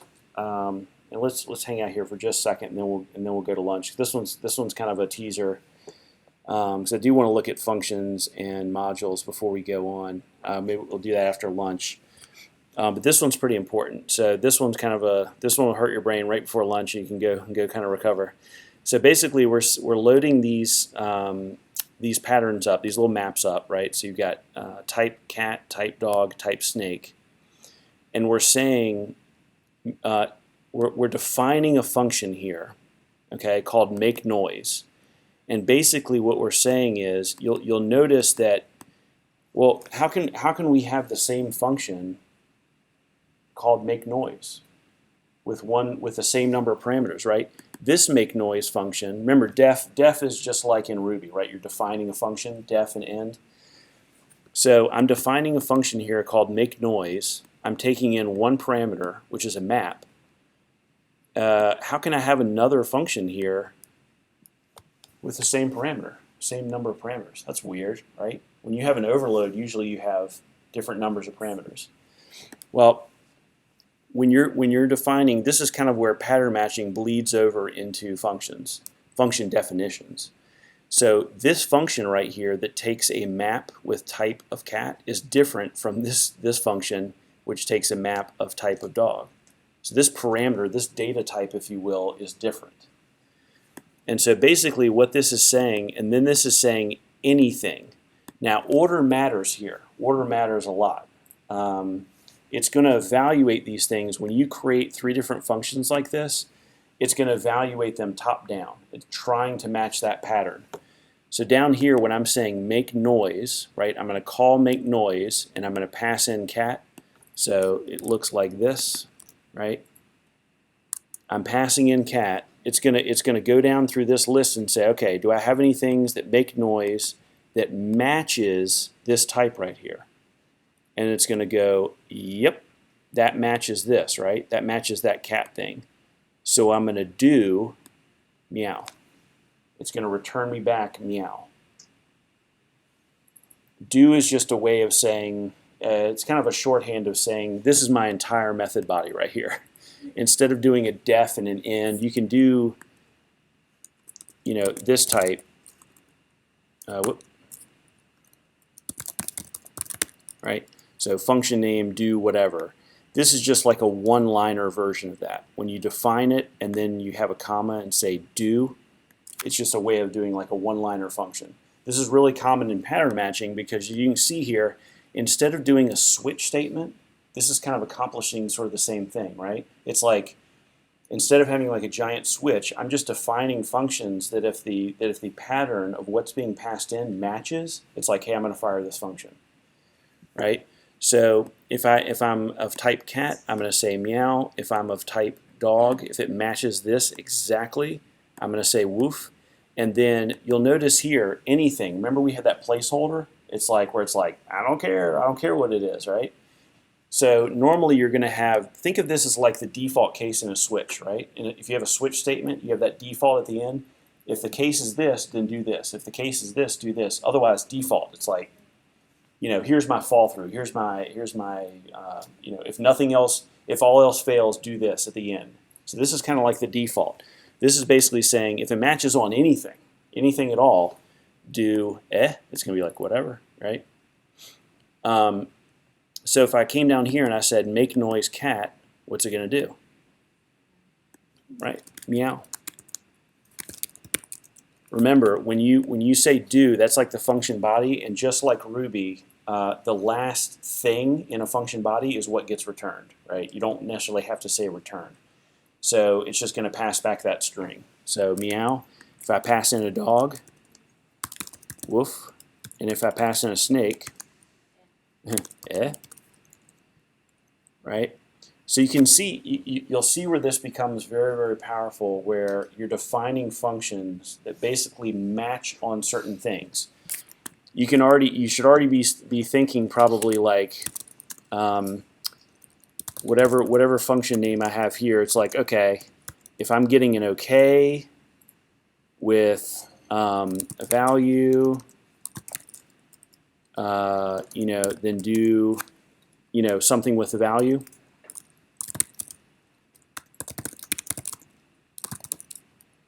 Right? If I'm calling the function and I'm passing in something with an error, I might do something with the error message. So remember we were calling those things before, and it's like, okay, I'm going to give you back an okay with a value, or I'm going to give you back an error, a tuple with an error and a message. That's where you can define your own functions to kind of deal with those things coming back. It's like a very, very common pattern there. So I'll leave you with that. We've already kind of run into lunch long enough. Let's do an hour for lunch and hour and a bit, and let's come back at 1:10. And then we'll jump into a couple more language things real quick, just modules and functions, kind of basics, how they work. And then we'll jump into the Phoenix web framework. Any questions, Winston, before I jump off? How do you exit meditation? How do you exit what? How do you exit meditate? Just do a Control C twice. It's kind of like a little IRB loop. So if you do Control C, it should jump you out of it. All right, so Winston will be back at 1:10.